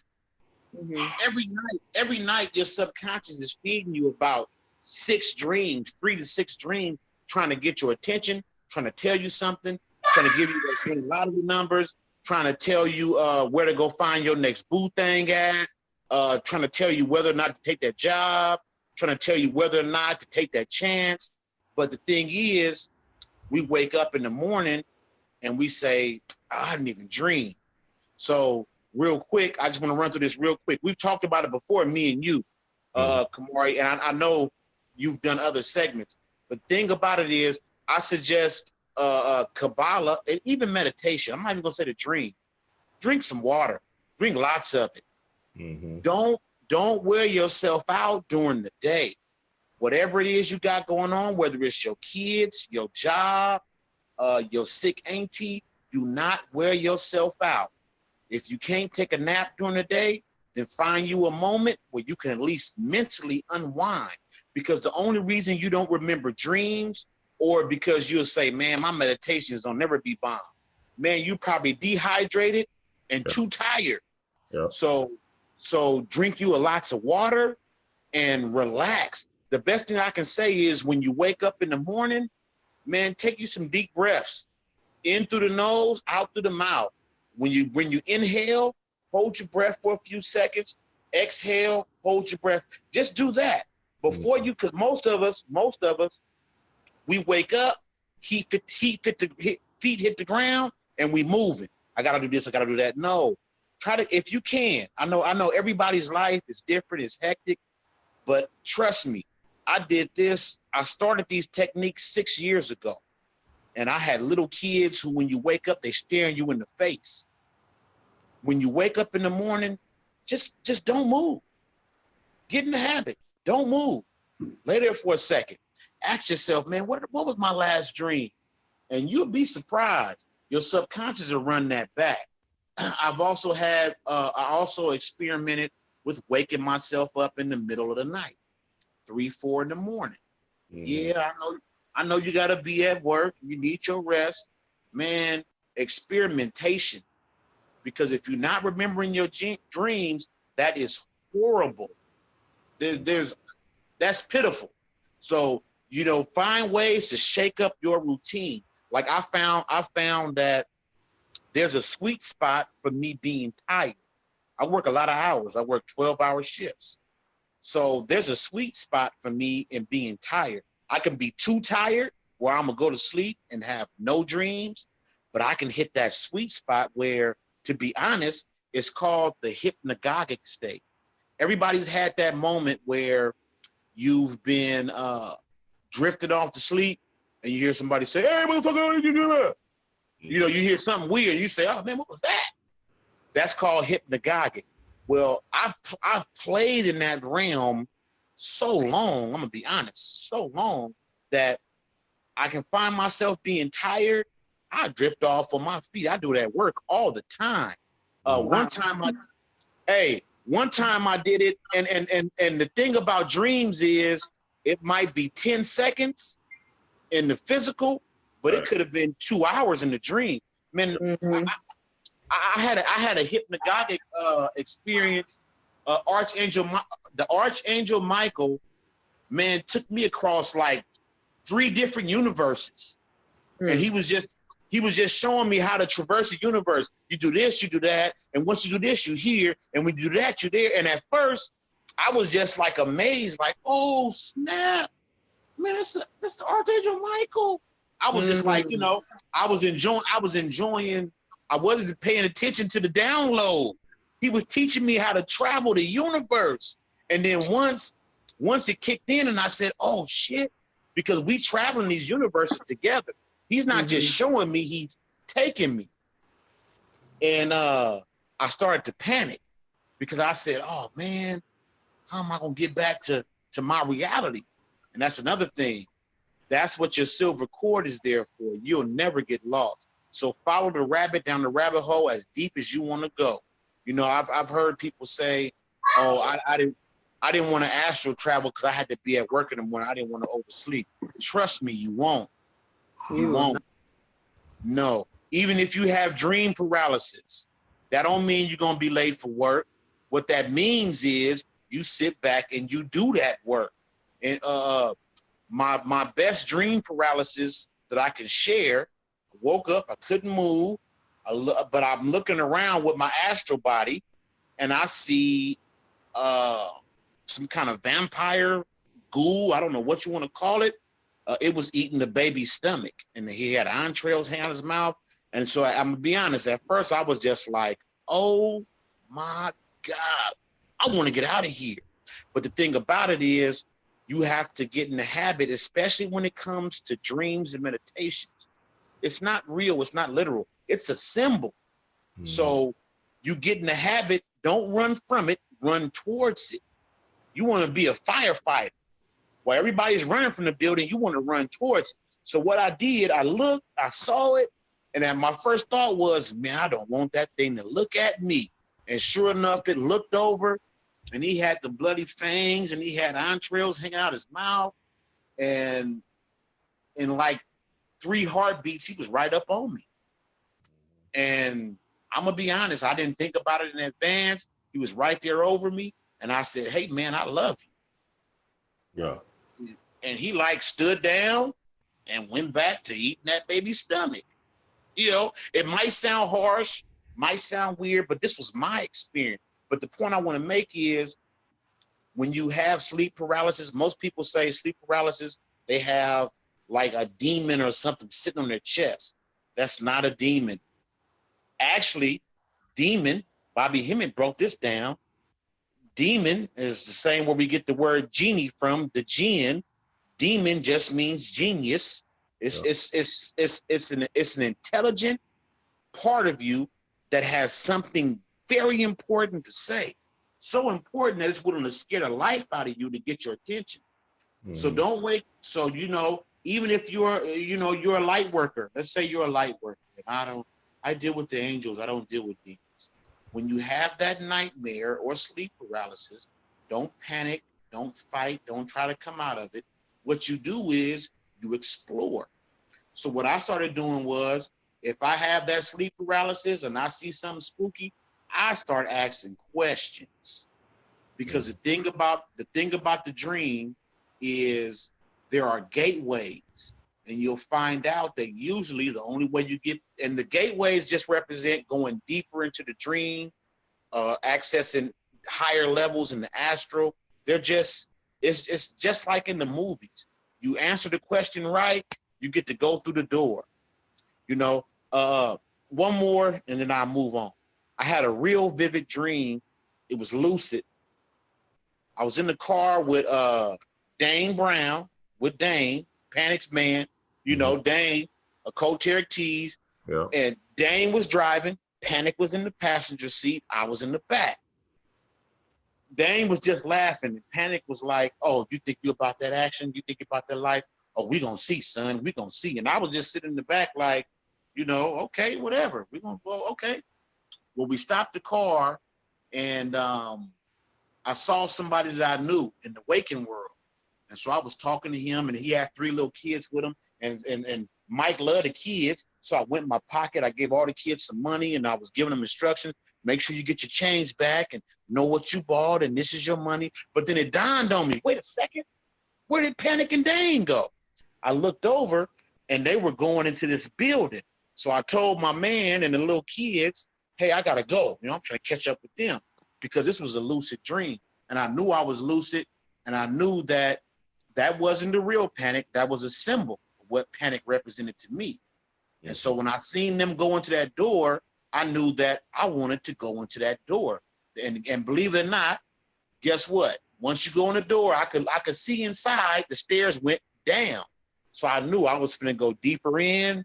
I was going to get that good understanding, that good knowledge. So when I got to the door, there was this dude at the door. He looked like Juicy J. Had on all brown, hella gold. Gold chains, gold teeth, gold rings. He had on the brown shirt, brown skull cap. And when I went to the door to go in, he put his hand up. He said, you know, like basically, nah, you can't come in. And I said, hey, man, I didn't say Panic. I said, man, I'm with Dane and Larry. And he smiled and said, go on in. And I went down the stairs to where the party was at. Now, imagine if I had known what to say, or if I had, but I was lucid in the dream, and I understood that that doorway was going to a deeper part of my subconscious. And you'll find it like that. When you get into these meditations and dreams, you're going to encounter people, places, and things, and it's going to be a cue for you to either become more lucid or to go astral. And so only thing I can suggest is pay attention to those keys. So if you're using Kabbalah, especially as a dream meditation, you're going to sleep focusing on Kabbalah, your dream might not have anything to do visually with the tree, but it's going to be involved. So when you wake up, and you might remember, well, there was a green car, and there was a, you find these symbols. Just remember what you set your intent for as you went to sleep. If you went to sleep focused on Kabbalah, then your intentions were set on Kabbalah download. So when you do your research the next day after waking up, and I suggest you write it down. If you don't have a notebook, what I got in the habit of doing is I kept my phone close to me, and before I went to bed, I would dim the light so it wouldn't wake me up in the middle of the night. And then I had a notebook app, so when I woke up, if I had a dream, if I woke up in the middle of the night, I didn't want to wake all the way up. I jot down a few things, and then I close my eyes, and I always tell my subconscious, run that last dream back. Just like that, run that last dream back. I'm trying to get back to it. Doesn't work all the time, but it works more times than not when you pick up right where you left off. But I just want to say that to say that if you go to sleep, focus on the tree of life, in your dream, you might not go to Mars. You might not go to Pluto. But if you remember you was at a 7-Eleven and getting Slurpees, maybe that was Neptune. Neptune's a watery planet, you know, this and that. And you go from there. Well, the Slurpee was blue, Neptune is blue, and you get your downloads like that. So you want to follow that rabbit down the hole, capture some kind of image, some kind of symbol, and you hold on to that and you write it down, whether it's in your phone, in a journal, or if you just think about it throughout the day. Man, I had that dream and dudes put up in that gold 54 Chevy. Oh, I did go to sleep thinking about Tifareth, the sun. Well, that gold Chevy was a sun. What was them dudes talking about? You know, just like that. I just to simplify it. Yeah, that's good. That's good, Mike. And that's a powerful thing when you are using the tree of life to get into the dream state, and then you fucking with that solar plexus to dive right in, so you can be right into the seat of the soul of this thing. That's good. That's power. Okay, let's move on, Mike, because you said a lot and you dropped a lot on But hold on, babe. But hold on, because I want to. Go ahead. Yes, Mike, you said a lot of very important, powerful things. And I want the family to know that, these dreams that we're having are always letting us know where we are as far as our spiritual evolvement, our spiritual growth. So you may not be able to connect it to Kabbalah, but like Mike was saying, you may can connect it to a planet. You may, be able to connect your experience to a chakra, so on and so forth. And I love that. And I also want the family to know that you can use the same technique that Mike has dropped upon us for any manifestation of consciousness and any manifestation of anything physical in this reality by focusing on it before you go to bed. So like, for example, I got the class coming up next Saturday, Womb Alchemy. And every night before I go to bed for the past month, I go to sleep with just how I want the class to go, with that just being on my mind. And every night I have some type of dream, some type of symbol, some type of words that comes to my mind as to what I need to talk about, what I need to add into it, what so on and so forth. So for any level of manifestation, whether it's something physical or whether it's an idea, a level of consciousness, if you put that energy into it before going to bed or before going into your meditation, you are going to receive the symbols that you need in order for you to know what steps you take next in order to fully manifest that reality. So I love that. And then my last question to Mike, because I just thought about Martin Kinney when you talked about Shambhala and you talked about traveling to the center of the earth. Is Shambhala a physical place on earth? Because Martin Kinney was sounding like, he about to travel to the North Pole and he going to a physical location. Is Shambhala a physical location or is it an internal state of being? You know what? Now, that's a good question.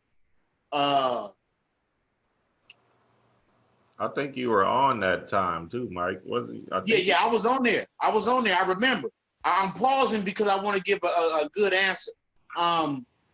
Shambhala, in my opinion, it is both. If you look at, I paused because I was trying to remember a YouTube video I just watched recently. Admiral Byrd, this dude, Admiral Byrd, I think it was World War II. he took an expedition. Yeah, World War II. They knew that the Nazis were fleeing to the North Pole, and they were trying to capture them and stop them. They were aware that the Nazis were doing on some occult shit. So they would this dude Admiral Byrd, and the dude Admiral Byrd, he was straight up and down. He was a military dude. He didn't play no games. He wasn't one that would exaggerate. You know, he had a very what's the word? He had a very stellar career. Well, he took a few hundred soldiers and ships and all that. Make a long story short, he was chasing these Nazis, and he said that he flew into a cavern. He flew into a cavern in the North Pole, and he said that after a while, he saw colors and lights that he had never seen before. He saw flora and fauna, trees and stuff. He saw extinct animals like dinosaurs and shit. And later, he came to realize that he was in the center of the earth. And then when he came, he said that while he was flying and seeing all this stuff, that 2 spaceships came, like not spaceships, but they were more advanced than the craft that he had. He said that they escorted him, took him to the person running it, and they were talking, and they was telling them, hey, we watched humanity, blah, blah, blah. Well, I want to fast forward to the part that makes me think it's real. When he came out of Shambhala, he told anybody that would listen, hey, man, there's a whole civilization in the center of the earth, blah, blah, blah. All of a sudden, he just clammed up. He stopped talking about it. Wouldn't say nothing else about it. Well, after he died, his son published his diaries. And his diary said, he was a military man to the bone. He said, man, my country swore me to secrecy. I did my best, but I had to write this down, what I saw. And he went into depth with what he saw. So what I want to say is, all of these, what we call mythologies and stuff, they stem from a reality. Now, whether that reality is in universe A or universe B, I don't know. But I will say that I'm of the personal belief that Shambhala, center of the earth, yeah, I think it is true. Because most of the things that we consider to be fact is just theory. Like most people would be surprised to find out that gravity is a theory. Yeah. Google it. Gravity isn't a fact, it's a theory. Now we're saying that gravity is the only thing keeping us on the ground, but gravity is not a fact. So if you do just the barest research, it'll say that they've only went so many miles down. And then there's other ancient religious texts and mythologies that state that, there's more going on at the center of the earth. I mean, even in the book of Enoch states that all the fallen angels went to the center of the earth. Now we know that we the fallen angels. There got to be people like us down there, So I think it's both. I think that for the sake of expanding our consciousness, that some of these allegories that are true or have some basis in truth, they're put in mythology and story form just to continue to activate our consciousness. But I think that personally, Shambhala. Now, if you ask me if Jesus is real, I'm going to tell you no, he never existed. There is no historical Jesus. But if you ask me about Shambhala, I'm going to say that it's both a symbol and a fact. Now, the fact might not be what we think. I don't believe that there's a Nephilim under the earth waiting to come back and destroy us. But I do believe that what we consider reality. Okay, I want to say this, and it's tied into the Martin Kinney interview we did with Martin Kinney. Now, wrap it up. I was fascinated with flat earth, and I used flat earth as a model to challenge what I know. So I would meditate on it. I would set my intent, and during the astral projection, I astral projected, and my whole intention was, man, is the earth flat? Mhm. And I astral projected, and what I saw, as best as I can describe it, there were these little puddles of civilization, and they were separated by hundreds, maybe even thousands of miles of ice. But Mhm. it was these little bubbles of civilization.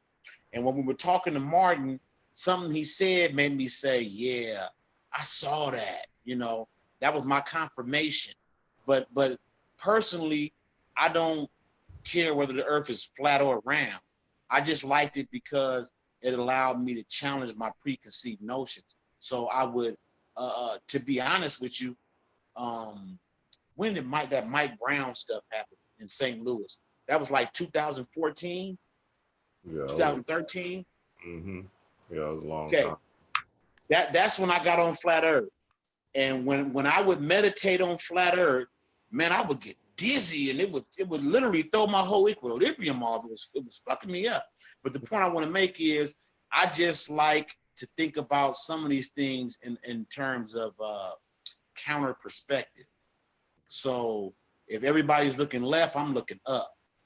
Right. You know what I'm saying? So do I think Shambhala is real? I'm going to say yes and no. But my no is still a positive. Mhm. I say no because it's even stronger as a symbol than the reality. Because your imagination can take you wherever. The reality might be disappointing. At some point in the near future that we might find out, and it might be disappointing. But in terms of your imagination, it can take you wherever. And that's the only thing that matters, because just like the Egyptians, our goal is to drop this flesh and move on. It's not to keep coming back on this wheel with a baby brain and doing it all over again and figuring it out when you're 30 or 20 or 40. No, the goal is matter and energy cannot be destroyed, and you want to take it to the next level. You don't. We were just talking about it. Mhm. The astral plane is the world of dreams, and it's basically heaven. It's Yeah. heaven and hell in one mix. Man, it's right above Earth. I don't Mhm. want to go there. I want to go somewhere else. I've been going there for untold reincarnations. I want to go somewhere else and remember it. It's a good chance I've been somewhere else and just don't remember it.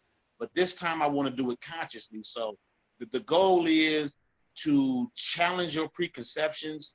That's why things like Baphomet that scare the life out of people, I run towards it, because that's just like the gatekeeper, like I was talking about in the dream. If you can't answer the question and don't say the right thing, if Baphomet scares you, bing, you get a reincarnation, my nigga. You get to come back one more time. So if you can get over this Baphomet scaring you, then maybe you're ready to find out that there are 200 feet tall black men on Mars, like the Honorable Elijah Muhammad said. He said it was 9 foot tall black men on Mars. Mhm. You know, so it's just a matter of getting over these preconceived notions. So I use most of this to impact my consciousness. So if I'm afraid of it, I run towards it. Like even the Bible. I told you, I grew up reading the Bible. I grew up a Jehovah's Witness. So when I got into the consciousness, you know, I ran towards the dark side. Mhm. And then at some point it hit me and said, you know what? I ain't scared of demons. I'm scared of the Bible. Mm. So I turned around and ran towards the Bible.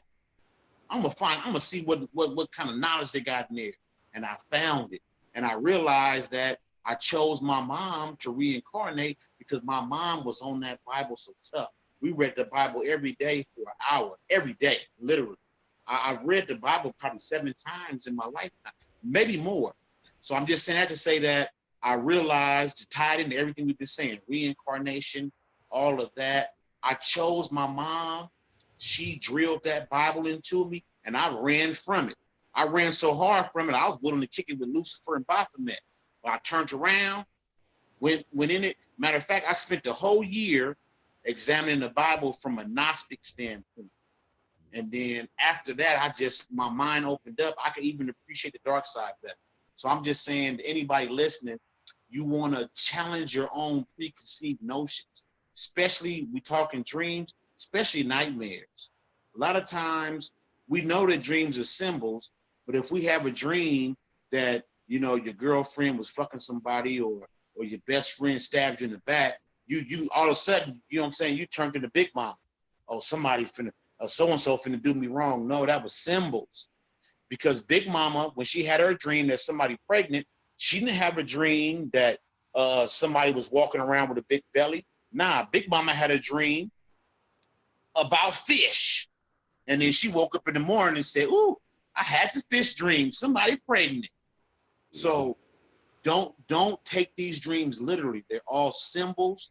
Even if you see something where your girlfriend is cheating or your best friend did you dirty, it's all symbols. Now, every now and then, I'm going to be honest, I have met up with people in the astral. My man, Ajin on Facebook, I met up with him in the astral, and I told him about some stuff, and it was mind blowing.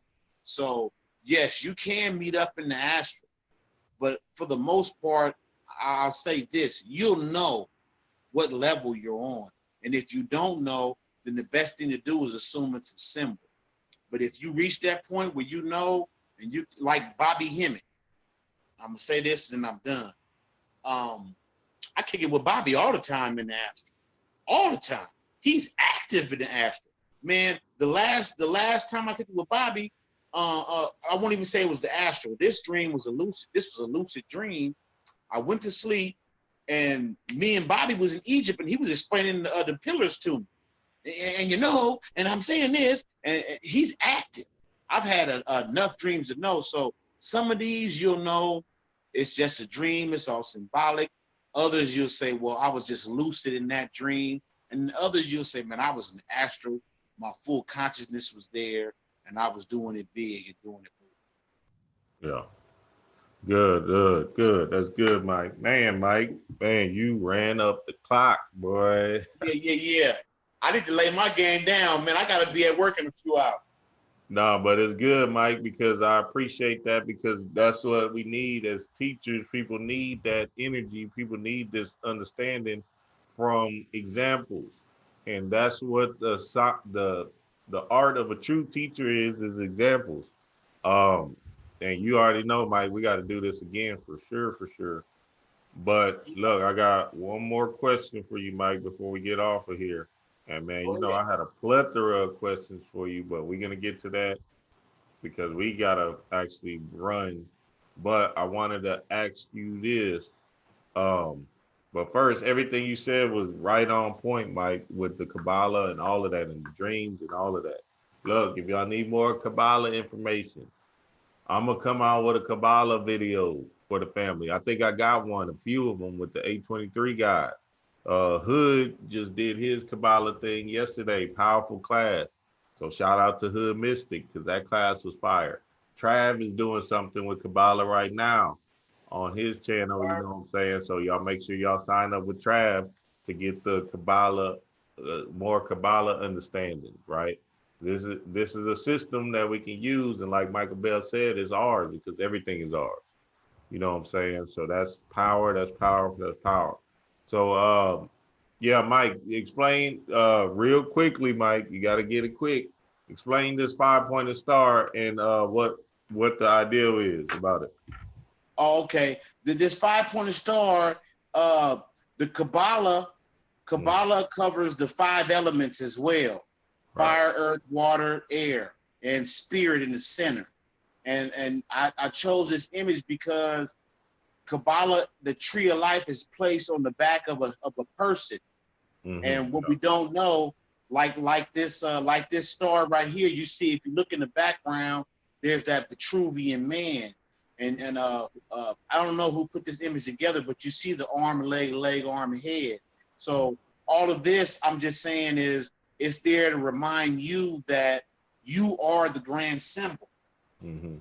With all of your imperfections, with everything you might think might not be right about you, you are the best symbol for everything going on in the universe right now. And so that image right there, even with the different colors, those encapsulize Kabbalah, magical workings. It has everything in it right there. It even has sun and the moon, earth, fire, water, air. It encapsulates all of the zodiac. That star actually should be facing down. When it's facing down, the 5 point, like there you go, right there, like that right there. So I'll let you know. And for a lot of people, if you're not into the dark side and all this and that, that star pointing down, it just represents energy coming towards you. If the point is facing up, that's you giving your energy up to deity, God, or whatever. You're giving it away. When it's pointing down, you're bringing it to yourself.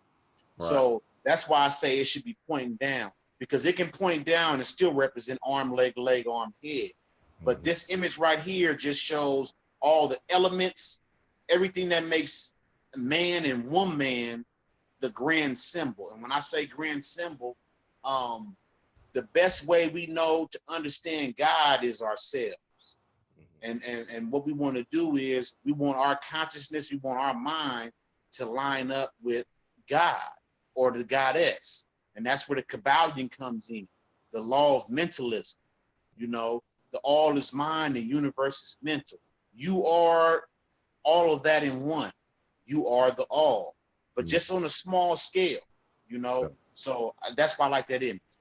Yeah, and that's good, Mike, because this 5-pointed image, just like Mike said, this is you as man. Or I got a video coming out on the pentagram. That's why it was so profound that we was doing the Kabbalah and everything right now, because yes, this lines up with who you are as a conscious being. Okay, a lot of people like to say the 5-pointed star pointing up is you as a knowledge seeker, or not a knower, but a knowledge seeker, somebody that read the books and did the work, or not did the work, but just read the information, got the information, but it's not really doing no work.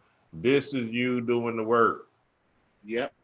Okay, so the 5-pointed star Baphomet is about the work, the Kundalini rising, the astral travel, and all that.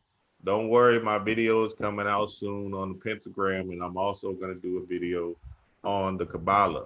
But I appreciate, man, powerful, Mike, powerful. No, go ahead, Mike, get it. Real quick, go back to the Baphomet image. Yeah. If you go back to the Baphomet image, you see those glyphs around. That's Yod Hey Vav Hey. Yeah, I believe that is. Yeah, you got it. Yeah, so I'm just saying, like you said, people will tell you it means different things. It's nothing evil. Evil and good doesn't even matter down here. Believe it or not, those are if you in India and you eat a hamburger, they probably kill you because the cow is sacred.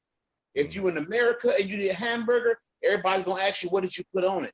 Evil and good, those are moral concepts. And what you got to remember, even a word like moral, it derives etymologically from the word more. We established all these rules. Like in the rap song, what Cube say? Man, I started this gangster shit.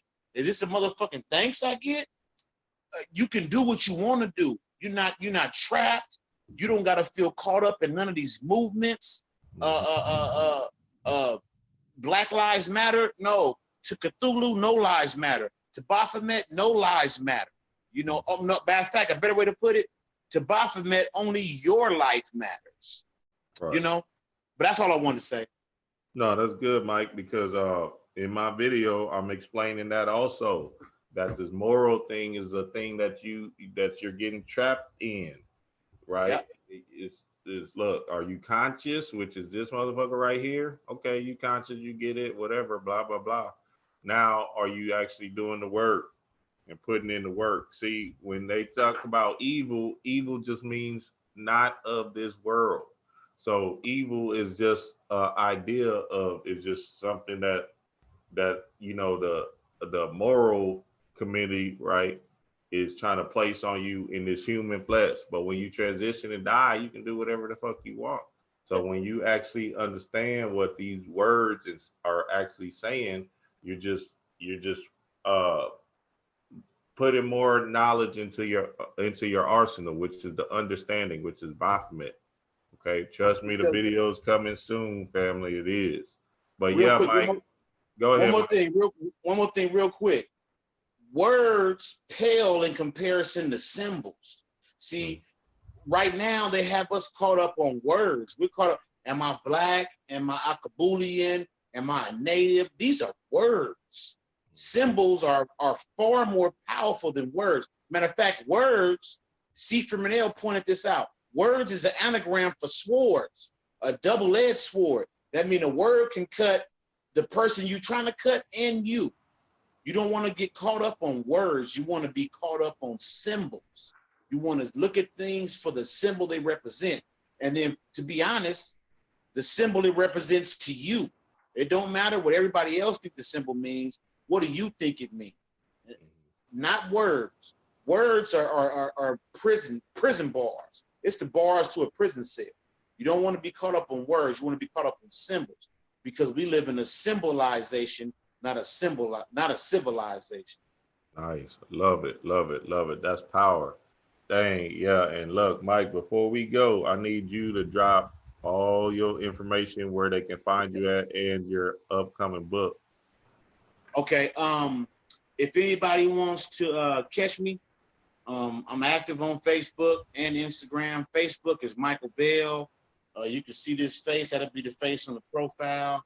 On Instagram, my name is I Am Who I Think I Am. That's I am _ who I _ think I am, I believe. But either way, I got my face on my profile. If you look up I Am Who I Think I Am, I got some underscores in there somewhere. I have books. I have PDFs on Kabbalah. If you're interested, you email me at Michael K. Bell, MICHAEL KBELL at yahoo.com, and I'll send you everything that I have. No worries at all. The book I'm about to drop is The Occult Meaning of Masonry, Its Symbols, and the Chakra System. So actually, I'm gonna be honest, some of the stuff I dropped in this right here, I got in my book, and I actually wanted to save them as, little aha moments, but there's no way I would deny being on this platform with you. So that book, and it's about Masonry, and again, a lot of that information was channeled through C. Firminale, and I feel like now that I'm almost done with it, I feel like he was pushing me. It was the book that he always wanted to do, because everybody knows C. Firminale was heavy on that masonry, on Freemasonry, and it's our stuff, and blah, blah, blah. And then after that, the books are going to drop back to back to back. Hood Mystic, I appreciate you, and I'm dropping you. I'm quoting him and a few others in my book, just to make sure that, I give back to those who gave me. Yeah, that's good. That's good, Mike. And trust me, we will do another show when your book come out, because I'm gonna be the first one to buy it, and I'm gonna read that bitch, because I know you are very knowledgeable. But then at the same time, you know how like you're knowledgeable and you give the understanding completely. Knowledge, wisdom, understanding. And then the understanding is where you can put it in layman's term. You can teach this to a second grader, you know what I'm saying? And not saying Exactly.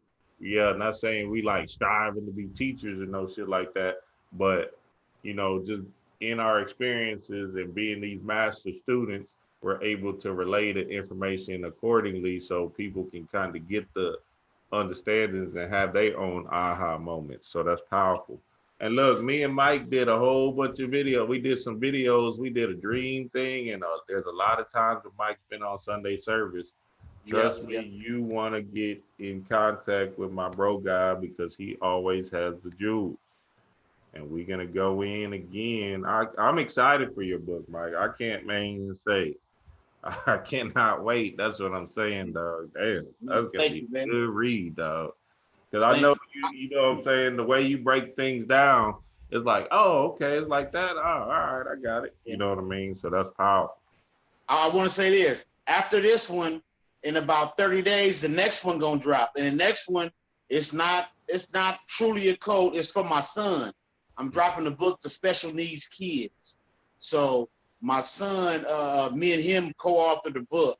and we're gonna drop that. And so I would love to, you know, follow up on this Father's Day theme. My son is Akhenaten. I don't care what nobody say. And I'm dropping that. So I just want to say that after this book, it's like I gave birth the first time, and the baby's gonna fall out after this. Yeah, so y'all go follow Michael Bell. Trust me, all his links will be in the description and his email. But follow him on Facebook, the guy, my bro guy, Mike, and everybody in the chat room. Let me see where y'all at. Man, shout out to y'all, all hundreds of y'all. Shout out to y'all for being in here, man, and making it happen. You know what it is. Look, happy Father's Day to y'all, man. Y'all know what it is. Next Sunday, who do we got? What's the priestess? We got the priestess. I said, man, say this Sunday service is on a roll, and I'm talking about it's taking off. Wait until y'all see the. Oh, I'm not gonna even spill the beans, but look, we got so many people that's coming. It's crazy, and Mike will definitely be back because we need more downloads. We need more understanding what this whole thing is about. So shout out to y'all, man. And we'll see y'all next time. Peace out. Peace out. Peace, peace.